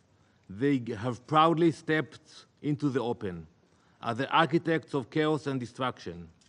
And now the world can see their true face. Iran launched the largest ballistic missile attack in history, justifying it as a vengeance for the elimination of Hassan Nasrallah. That is the reason. In doing so, they relinquished any deniability and claimed full ownership over Hezbollah's actions. They say that. That is the reason for the attack, because of Nasrallah. So basically, they own the deeds of Hezbollah today. Let me remind you all. Allow me to remind you of some of Hezbollah's crimes against the world. In 1983, they bombed the United States barracks in Beirut, murdering 241 US servicemen. That same year, they bombed the US embassy in Beirut, murdering 63. In 1992, they bombed the Israeli embassy in Buenos Aires, killing 29 people and wounding 242. 2 years later, same place, Buenos Aires, they bombed the Jewish community center, murdering 85 and injuring over 300. Before 9/11, Hezbollah were responsible for more American deaths than any other terrorist organization. None of this even mentions the thousands of Lebanese people and Syrians that they brutally murdered at the altar of their tyrannical masters. In the past year alone, since October 8th, Hezbollah has launched over 9,000 missiles and rockets, over 1,000 anti-tank missiles and hundreds of attack drones. They have made over 70,000 Israeli civilians refugees in their own country. All the while, they have been attempting to infiltrate our communities to commit an October 7th-style massacre. Behind every murder, every rocket launch, every plot stands the Iranian regime. Let me be clear. Israel will defend itself. We will act. And let me assure you, the consequences Iran will face for their actions will be far greater than they could ever have imagined. Let me ask the Council and the entire world, how would any of you react if faced with such an attack? What would any nation do if hundreds of ballistic missiles were raining down on your civilians, your cities, your places of worship? The scale of this attack is unimaginable, and yet Iran is determined to escalate further. This is not just a threat to Israel, this is a threat to the entire world.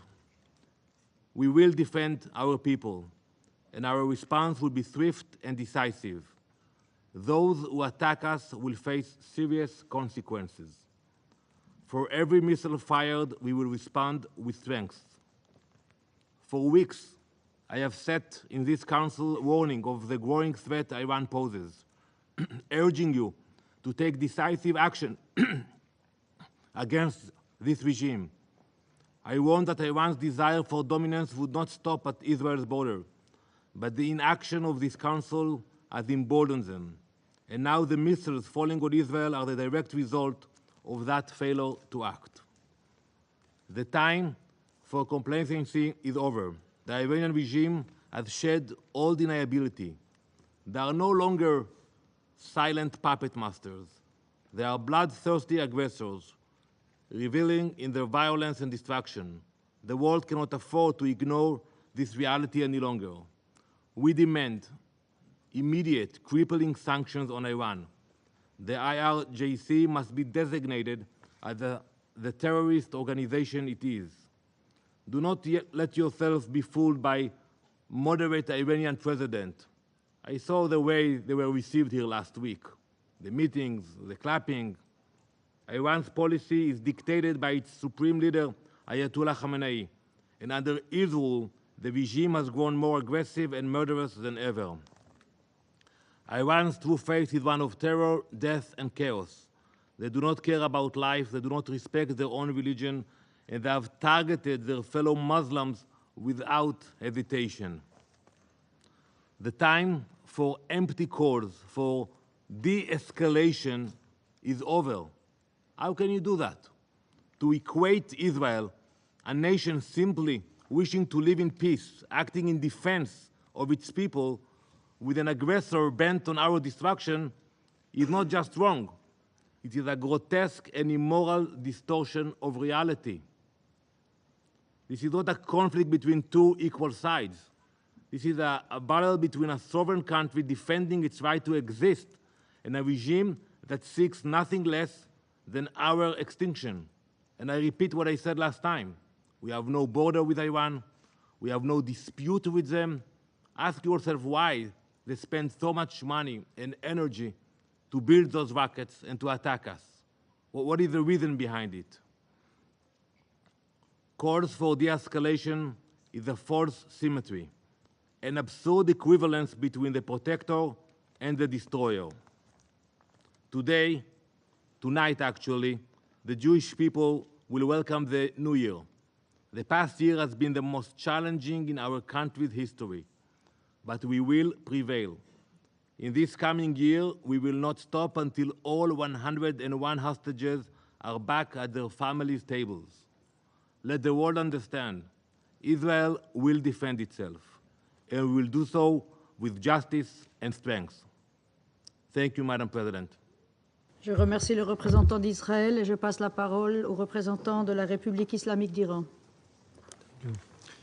In the name of God, the compassionate, the merciful, we congratulate you, Madam President, for assuming the presidency of the Security Council this month, and thank you for the convening this emergency meeting to address the ongoing Israeli aggression against Lebanon and critical situation in the region. We acknowledge Slovenia for its successful conclusion of the presidency in September.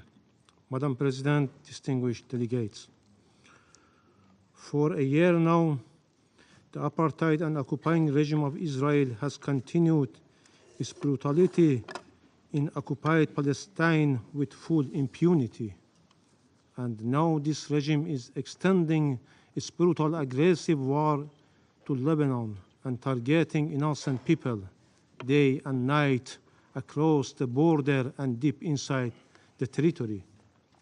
The regime is pushing the region to the edge of an all-out, unprecedented catastrophe.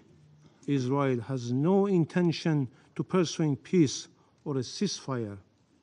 Regrettably, the UN Security Council has remained paralyzed due to the United States' obstruction of any effective decision by this body. Unwavering support provided by the United States, United Kingdom, and certain Western states to Israel has given a carte blanche to this aggressive terrorist regime for all sorts of sinister behavior. No more than ever, this regime has become a serious threat to international peace and security. The only way to prevent further escalation is clear. Israel must immediately cease its war on Gaza, and its attacks on Lebanon must stop. Madam President, distinguished delegates, As we informed the members of the Council in our letter yesterday, the armed forces of the Islamic Republic of Iran launched a series of missile strikes targeting the military and security positions of the Israeli regime. Iran's action was in full accordance with the inherent right to self-defense under Article 51 of the UN Charter, and a direct response to the regime's repeated acts of aggression against Iran, including the violation of Iran's sovereignty and territorial integrity during the past months. Our invocation of the right of self-defense, followed by an extended period of restraint, reflects Iran's responsible approach to regional and international peace and security at a time when the illegal action and genocide carried out by this occupying apartheid regime against the Palestinian people, as well as its repeated military aggression against Lebanon and Syria, continue. Iran's missile strikes were a necessary and proportionate response to Israeli continued terrorist aggressive acts over the past 2 months. This includes the violation of Iran's sovereignty, the assassination of political leader of Hamas in Tehran and Iranian citizens, the targeting and wounding Iran's ambassador to Lebanon, and to recent assassination of Sayyid Hassan Nasrallah, the leader of the resistance and Secretary General of Hezbollah, and General Abbas Nilfroushan, an Iranian military advisor in Beirut. I wish to mention the key facts that clearly demonstrate Iran's action under self-defense is fully justified, lawful, and firmly grounded in international legal principles. On 1st April 2024, Israel presently attacked Iran's diplomatic mission in Damascus, Syria, in a blatant violation of international law, specifically the principle of inviolability of diplomatic and consular premises. Iran immediately sought the Council's condemnation. What was this body's response? Nothing. Rather than condemning Israel's act of aggression, the Council merely called for Iran's restraint and even refrained from issuing a press statement proposed by Russia. After 10 days of silence from the Security Council, Iran has no choice but to use its inherent right under international law to respond to this severe violation. On 31st July 2024, Israel committed yet another act of aggression by assassination Mr. Ismail Haniyeh, Hamas political leader and the former Prime Minister of Palestine, while he was an official guest of the Iranian government in Tehran. This was a flagrant breach of Iran's national sovereignty and territorial integrity. Despite Iran's call for action, the Council again failed to act.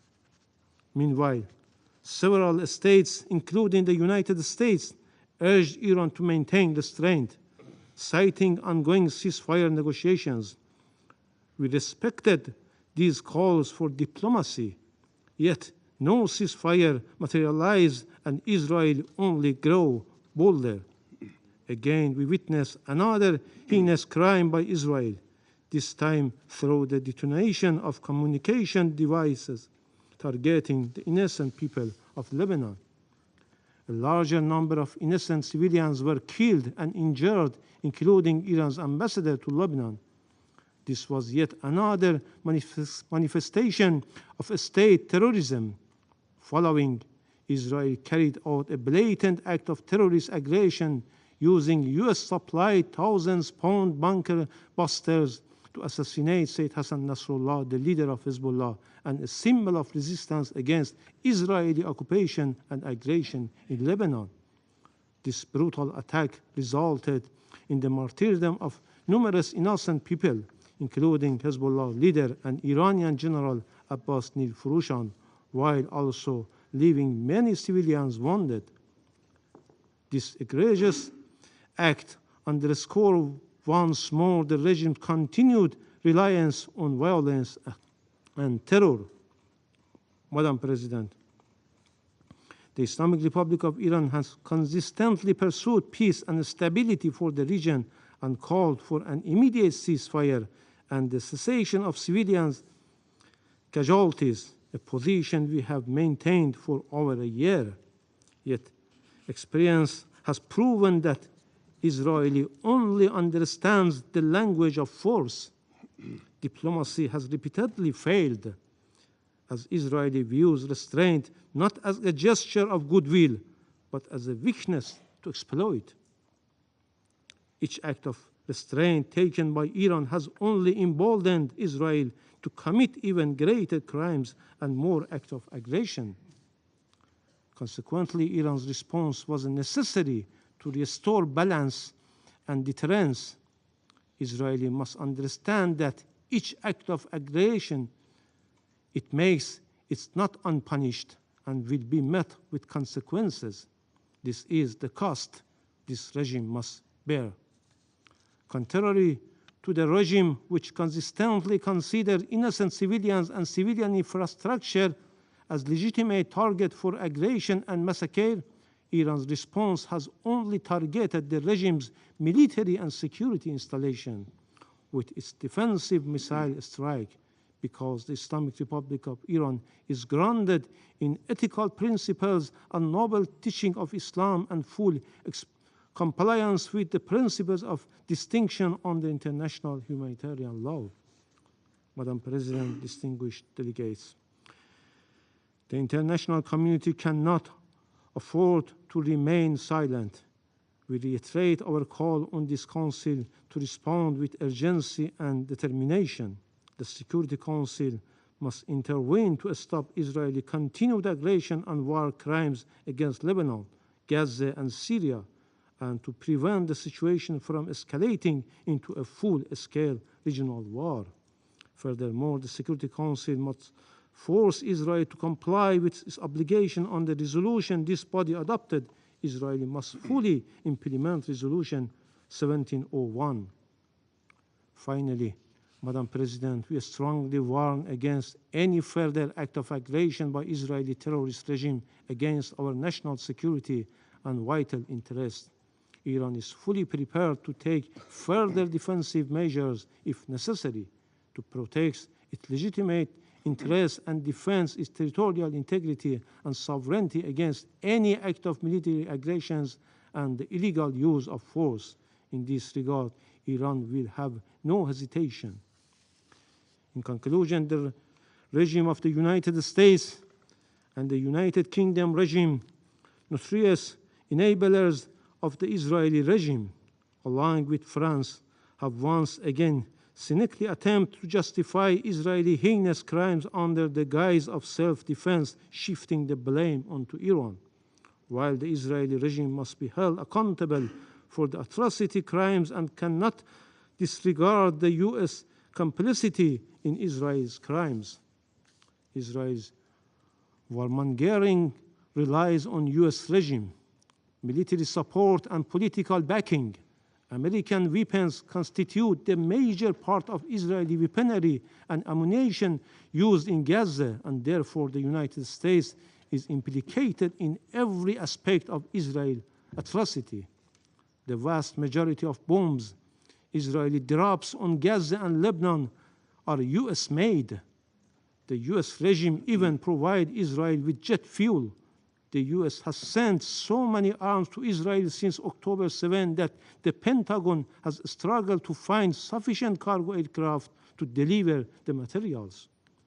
If there were even a shred of honesty in their concerns for the loss of innocent people lives in Gaza or Lebanon, or for the spread of war across the region, they could easily strip Israel of the tools it used to commit those atrocities. Yet their actions reveal their true intent to embolden Israel's criminal actions. I thank you. Je remercie le représentant de la République islamique d'Iran et j'invite le représentant de l'Irak à prendre la parole. شكرا جزيلا السيدة الرئيس. أود في البداية أن أقدم التهنئة لسويسرا لتوليها رئاسة المجلس لهذا الشهر، متمنين لكم النجاح، وتقدم بالشكر أيضا إلى سلوفينيا على جهودها في رئاسة المجلس لشهر أيلول. كما أشكر وفد فرنسا للدعوة التي قدموها لعقد هذه الجلسة، وتقدم بالشكر الجزيل للسيد أنطونيو غوتيريس الأمين العام للأمم المتحدة على الإيجاز الذي قدمه، ونثمن جهوده ومواقفه الداعية إلى التهدئة ووقف إطلاق النار. السيد الرئيس، إن تكرار الاجتماعات في مجلس الأمن وخلال العام المضى دون تحقيق نتائج ملموسة لوقف الاعتداءات الإسرائيلية المتواصلة ضد الشعب الفلسطيني يعكس حقيقة مؤلمة مفادها عدم تمكن المجلس من اتخاذه لقرارات فعالة وصارمة لوقف تلك الانتهاكات التي تؤدي إلى استمرار الاحتلال في ممارساته وتصعيد العنف في المنطقة. آن الأوان أن يمارس مجلس الأمن دوره الفعال في حفظ السلم والأمن الدوليين، خاصة في ظل استمرار الاعتداءات الإسرائيلية على الأراضي الفلسطينية واللبنانية، ونتحمل مجلس الأمن بموجب ميثاق الأمم المتحدة مسؤولية أساسية في الحفاظ على السلم العالمي، وأن يصدر قرارات ملزمة بوقف إطلاق النار فوراً، كما سبق أن فعل في نزاعات أخرى حول العالم. إذ أن عدم ممارسة مجلس الأمن لدوره ومهامه الأساسية في حفظ السلم والأمن الدوليين يفتح الباب أمام إسرائيل للاستمرار في اعتداءاتها دون أي رادع حقيقي، مما يعزز من عدم الاستقرار ويهدد السلم والأمن الإقليمي والدولي. وعلى المجتمع الدولي ومجلس الأمن على وجه الخصوص بحاجة إلى إعادة تقييم سياساته تجاه هذا النزاع، واتخاذ خطوات ملموسة لإنهاء الاحتلال وضمان حماية المدنيين. إن استمرار ارتكاب الانتهاكات والعدوان والتوسع العسكري الذي تشنه قوات الاحتلال الإسرائيلية دون رادع يدفع المنطقة نحو مواجهة إقليمية واسعة النطاق تؤدي إلى زعزعة الأمن الإقليمي وإلى معاناة إنسانية كبيرة وانتشار التطرف والإرهاب، ويزيد من تعقيد الأوضاع، إذ أن الفشل في وضع حد لتلك الجرائم يشجع إسرائيل على التمادي في انتهاكاتها وشن الهجمات العسكرية، ولا يؤدي هذا الوضع إلى زيادة معاناة الشعب الفلسطيني واللبناني فقط، بل يهدد أيضا السلم والاستقرار في المنطقة بشكل عام. ومع استمرار غياب الردع الفعال يتفاقم الصراع ويزداد خطر اندلاع جر المنطقة إلى نزاعات خطيرة وواسعة. ومع غياب التدخل الدولي الحاسم توسعت رقعة الصراع لتصل إلى لبنان، مما يهدد باندلاع حرب شاملة في المنطقة. السيدة الرئيسة، إن تراكمات الاحتلال الإسرائيلي المستمرة وعلى مدى 75 عاما الماضية والانتهاكات الجسيمة التي ارتكبتها ضد الشعب الفلسطيني واحتلاله لأراضٍ عربية في سوريا ولبنان واعتداءاته المتكررة تمثل انتهاكا صارخا للقانون الدولي والقانون الدولي الإنساني، وتزيد تلك الجرائم والمجازر وممارسات العنف كالهجوم السافر على مدينة بيروت الذي أودى بحياة آلاف اللبنانيين من تعميق الجراح وتفاقم الصراع في المنطقة. لقد دخلت الحرب مرحلة جديدة خطيرة جدا تنذر بمزيد من الدمار والقتل والتهجير يفوق ما رأيناه في الأيام الماضية بسبب استمرار قوات الاحتلال بأعمال الإبادة والقتل التي ترقى إلى جرائم حرب وإبادة جماعية متجاهلة أحكام القانون الدولي الإنساني والأعراف الإنسانية دون رادع أو محاسبة، بل إيجاد ذرائع باطلة تدافع عن تلك الجرائم داخل مجلس الأمن، إذ أن ما تقوم به قوات الاحتلال الإسرائيلي من جرائم قتل جماعي متعمد للمدنيين في غزة وفي لبنان وفي الأراضي العربية المحتلة الأخرى هي جرائم يندى لها جبين الإنسانية، وتبين حجم الوحشية والسلوك العدواني لسلطات الاحتلال. وأمام المجتمع الدولي اليوم مسؤولية قانونية وإنسانية وأخلاقية تختبر فيها إنسانية المشتركة بالاستجابة، إذ أن الحرب التي تشنها قوات الاحتلال الإسرائيلي على قطاع غزة غادرت فكرة الدفاع عن النفس كما تدعي إسرائيل رغم بطلانها شرعيا، واتخذت مسار الانتقام والإبادة الجماعية، وهذا ما تؤكده الأرقام المرعبة للضحايا من المدنيين الفلسطينيين واللبنانيين، من الأطفال والنساء وكبار السن، بل وحتى موظفي الأمم المتحدة وعوائلهم في سابقة خطيرة غير مشهودة.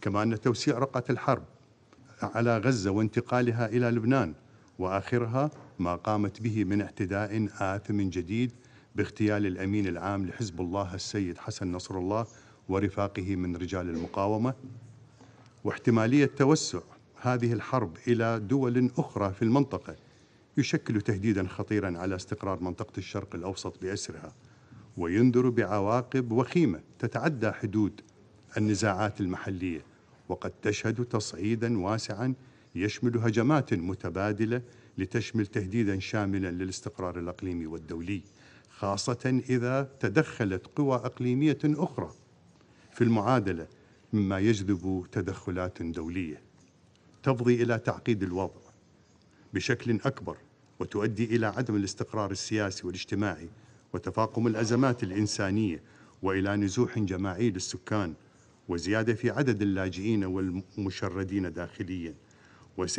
وسيزيد الضغط على دول الجوار وحتى الدول الأوروبية، إضافة إلى التبعات الاقتصادية السلبية حيث ستتعطل الأنشطة الاقتصادية وتزداد معدلات الفقر والبطالة. كما أن التوترات ستؤدي إلى ارتفاع أسعار النفط إذا تأثرت مسارات الشحن البحري أو مصادر الطاقة. السيد الرئيس، يدين العراق التصريحات والتهديدات التي أطلقها رئيس وزراء سلطة الاحتلال الإسرائيلي ضد دول المنطقة، لأن مثل تلك التصريحات التصعيدية تساهم في تأجيج الصراعات وتدفع المنطقة نحو مزيد من التوتر والحرب. فتلك التهديدات العلنية لا تعتبر استفزازية فقط، بل تشكل أيضا انتهاكا صريحا لمبادئ القانون الدولي وميثاق الأمم المتحدة الذي يحظر التهديد باستخدام القوة ضد الدول ذات السيادة. وفي الختام، السيد الرئيس، يؤكد العراق تضامنه التام والكامل مع قضية الشعب الفلسطيني العادلة، ويدعم بقوة تطلعاته المشروعة في نيل حقوقه في إقامة دولته المستقلة وعاصمتها القدس الشريف. كما يؤكد العراق دعمه وتضامنه مع لبنان حكومة وشعبا ضد الاعتداءات السافرة والهمجية التي تنتهك سيادتها وحرمة أراضيها. وشكرا جزيلا السيد الرئيس. Je remercie le représentant de l'Irak et j'invite maintenant le représentant de la République arabe syrienne à prendre la parole.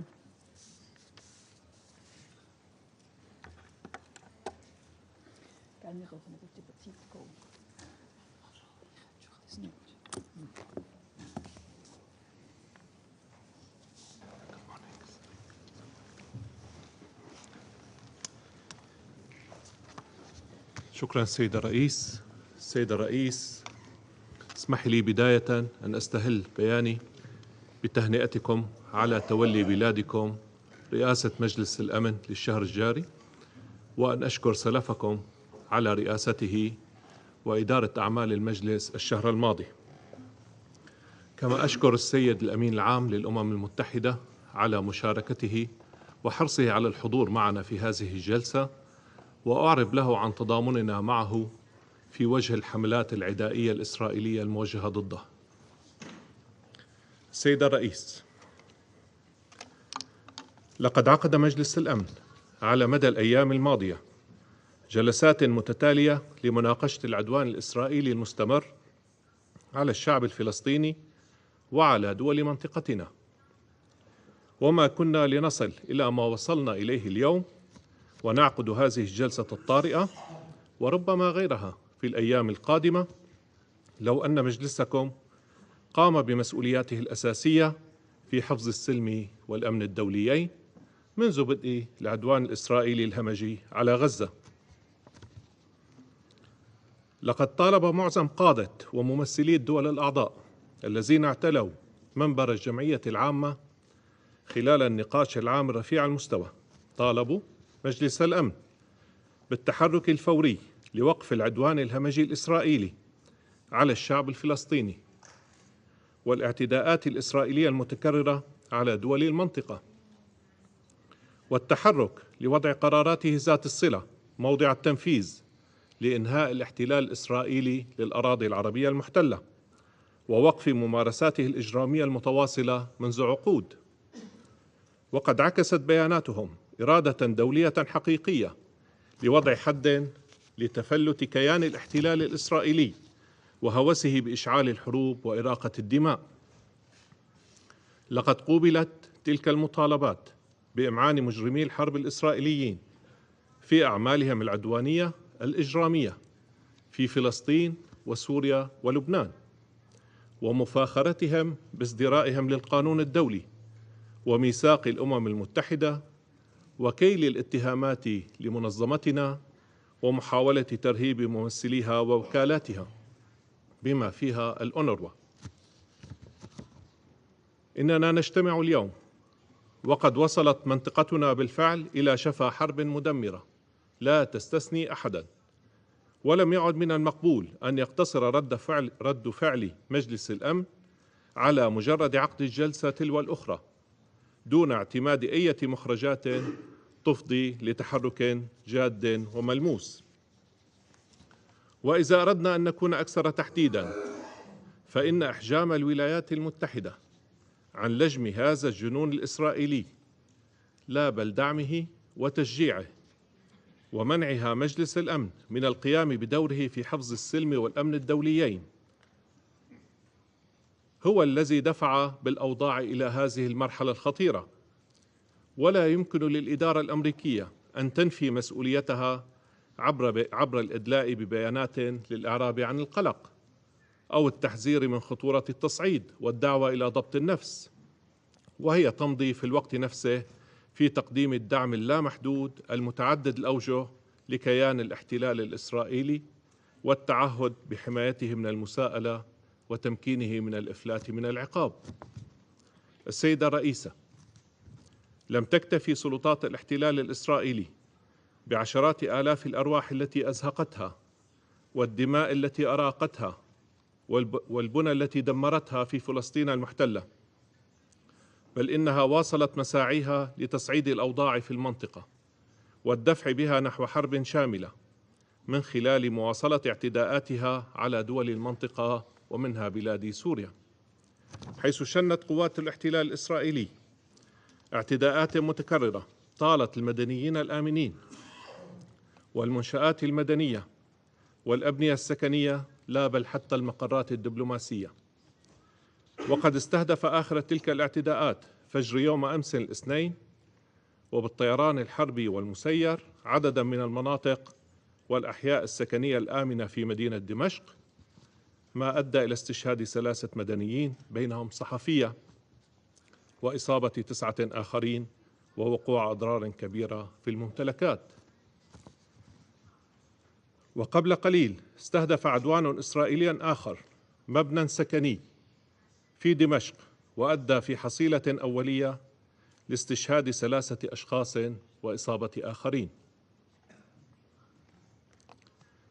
وفي لبنان الشقيق، وبعد استخدام سلطات الاحتلال المجرمة أجهزة اتصالات مدنية للقتل الجماعي، فإنها عمدت لحشد قواتها تمهيدا لغزو بري لجنوبه، وقامت بعدوان غادر وجبان استهدفت فيه بعشرات القنابل المحملة بأطنان من المواد المتفجرة عددا من الأبنية السكنية في الضاحية الجنوبية لبيروت، بهدف اغتيال الأمين العام لحزب الله السيد حسن نصر الله، الذي قاد مقاومة وطنية لبنانية مشرفة ضد الاحتلال الإسرائيلي. إن كل هذه الأشكال المختلفة من العدوان الإسرائيلي البربري والوحشي على منطقتنا قد ارتكبت أيضا بالتزامن مع المناقشة العامة للأسبوع رفيع المستوى للجمعية العامة، بما يعكس ازدراء إسرائيل للمنظمة ولمطالبات دولها الأعضاء. لا بل إن ما يسمى برئيس الحكومة الإسرائيلية قد فاخر باتخاذه لقرار العدوان على ضاحية بيروت الجنوبية من هنا من نيويورك، بعد أن مارس حملة دعائية وكما هائلا من الكذب والتضليل في كلمته التي رفضت غالبية وفود الدول الأعضاء الاستماع لها. تدين الجمهورية العربية السورية جميع أعمال العدوان الإسرائيلي المستمرة على دول المنطقة، وتجدد دعوتها مجلس الأمن للتحرك الفوري لوضع حد لهذا التفلت الإسرائيلي الذي يشعل المنطقة برمتها ويهدد السلم والأمن الإقليميين والدوليين. وتجدد بلادي تأكيدها على حقها المشروع في الدفاع عن أرضها وشعبها بكل الوسائل التي يكفلها القانون الدولي. كما تجدد بلادي سوريا تأكيد على وقوفها إلى جانب الشعبين الفلسطيني واللبناني وتضامنها الكامل معهما، وعلى الرغم من التحديات الجسيمة والأعباء التي تواجهها سوريا جراء السياسات العدائية التي تتبعها دولا غربية خدمة لإسرائيل، وعلى الرغم من التدابير القسرية اللا شرعية والحصار اللا إنساني، فإن سوريا لن تدخر جهدا لتقديم المساعدة الإنسانية للأشقاء اللبنانيين. وقد حشدت الحكومة السورية ومؤسسات المجتمع المدني كل طاقاتها لمساعدة جميع القادمين من لبنان من سوريين ولبنانيين ورعايا دول ثالثة. السيد الرئيس، لقد نص الميثاق في مادته 51 على حق الدول في الدفاع الشرعي عن النفس، وهو حق راسخ للدول والشعوب لا يملكه كيان الاحتلال الإسرائيلي بأي حال من الأحوال.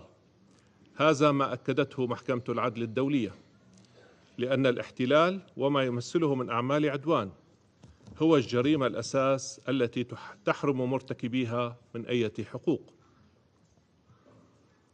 لقد مكن تقاعس مجلس الأمن كيان الاحتلال الإسرائيلي من تجاوز جميع الخطوط الحمراء، الأمر الذي دفع جمهورية إيران الإسلامية لممارسة حقها في الدفاع المشروع عن النفس استنادا للمادة 51 من الميثاق، وردا على جرائم العدوان الإسرائيلي الاحتلال الإسرائيلي. إن قيام إيران بالرد بعد فترة طويلة من ضبط النفس ومن العمل على تلافي المزيد من التصعيد واقتصار ردها على منشآت عسكرية وأمنية يؤكد نهج إيران المسؤول تجاه السلم والأمن الإقليمي والدولي. ومن غير المستغرب ما سمعناه من ممثلة الإدارة الأمريكية وعدد من حلفائها من انتقادات للرد الإيراني، إذ أن تلك الدول ترى في مواد الميثاق أداة توظفها كما تشاء لاستهداف خصومها وحماية شركائها.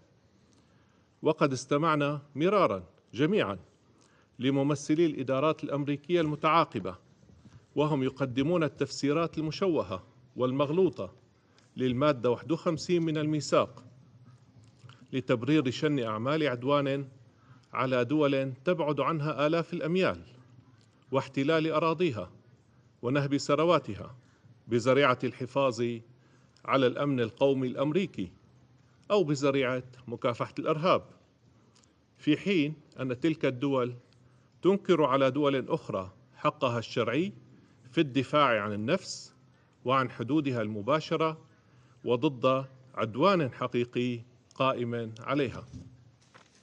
ختاما، السيد الرئيس،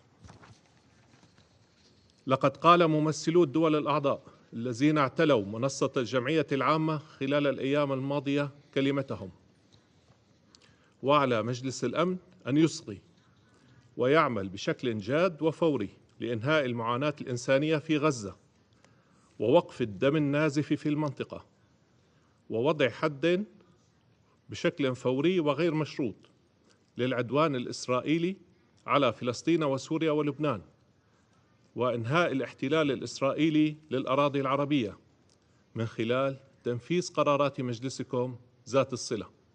شكرا سيدة الرئيسة. Je remercie le représentant de la République arabe syrienne et je passe la parole au représentant de l'Italie. Madam President, let me first congratulate you for assuming the presidency in this month of October. and also to thank the Secretary General for his briefing and his work. Italy firmly condemns yesterday's Iranian missile attack on Israel. We express deep concern for the ongoing developments and call for restraint and responsibility on all regional actors. Avoiding any further spiral of escalations has to be our common priority, our top priority, as well as preventing another dramatic humanitarian outburst.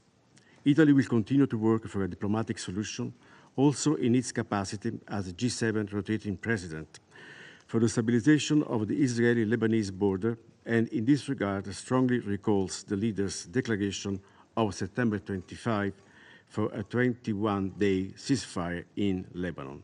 And while we are gathering now, our Prime Minister is about to host a call of the leaders of the G7 to discuss the situation in the region.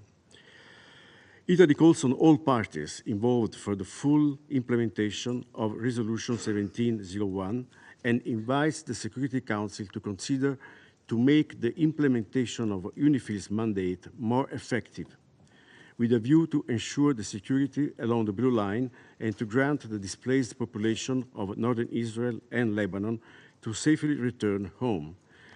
The security of all UNIFIL's personnel has to be respected and fully guaranteed.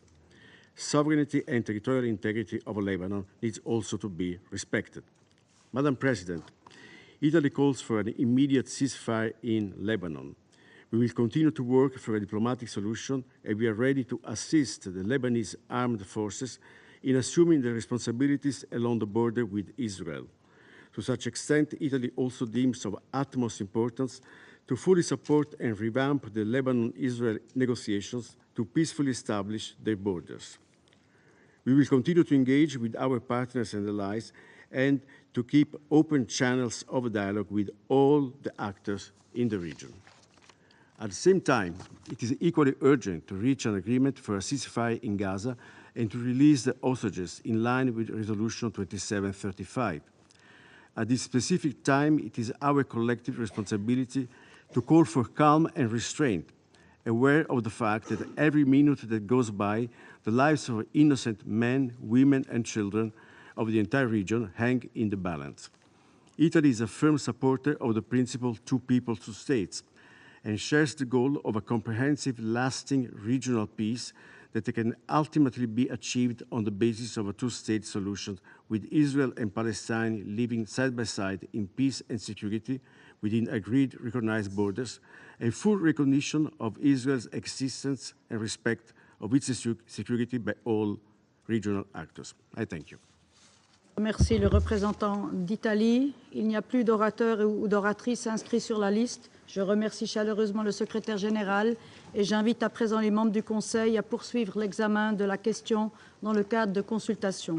La séance est levée.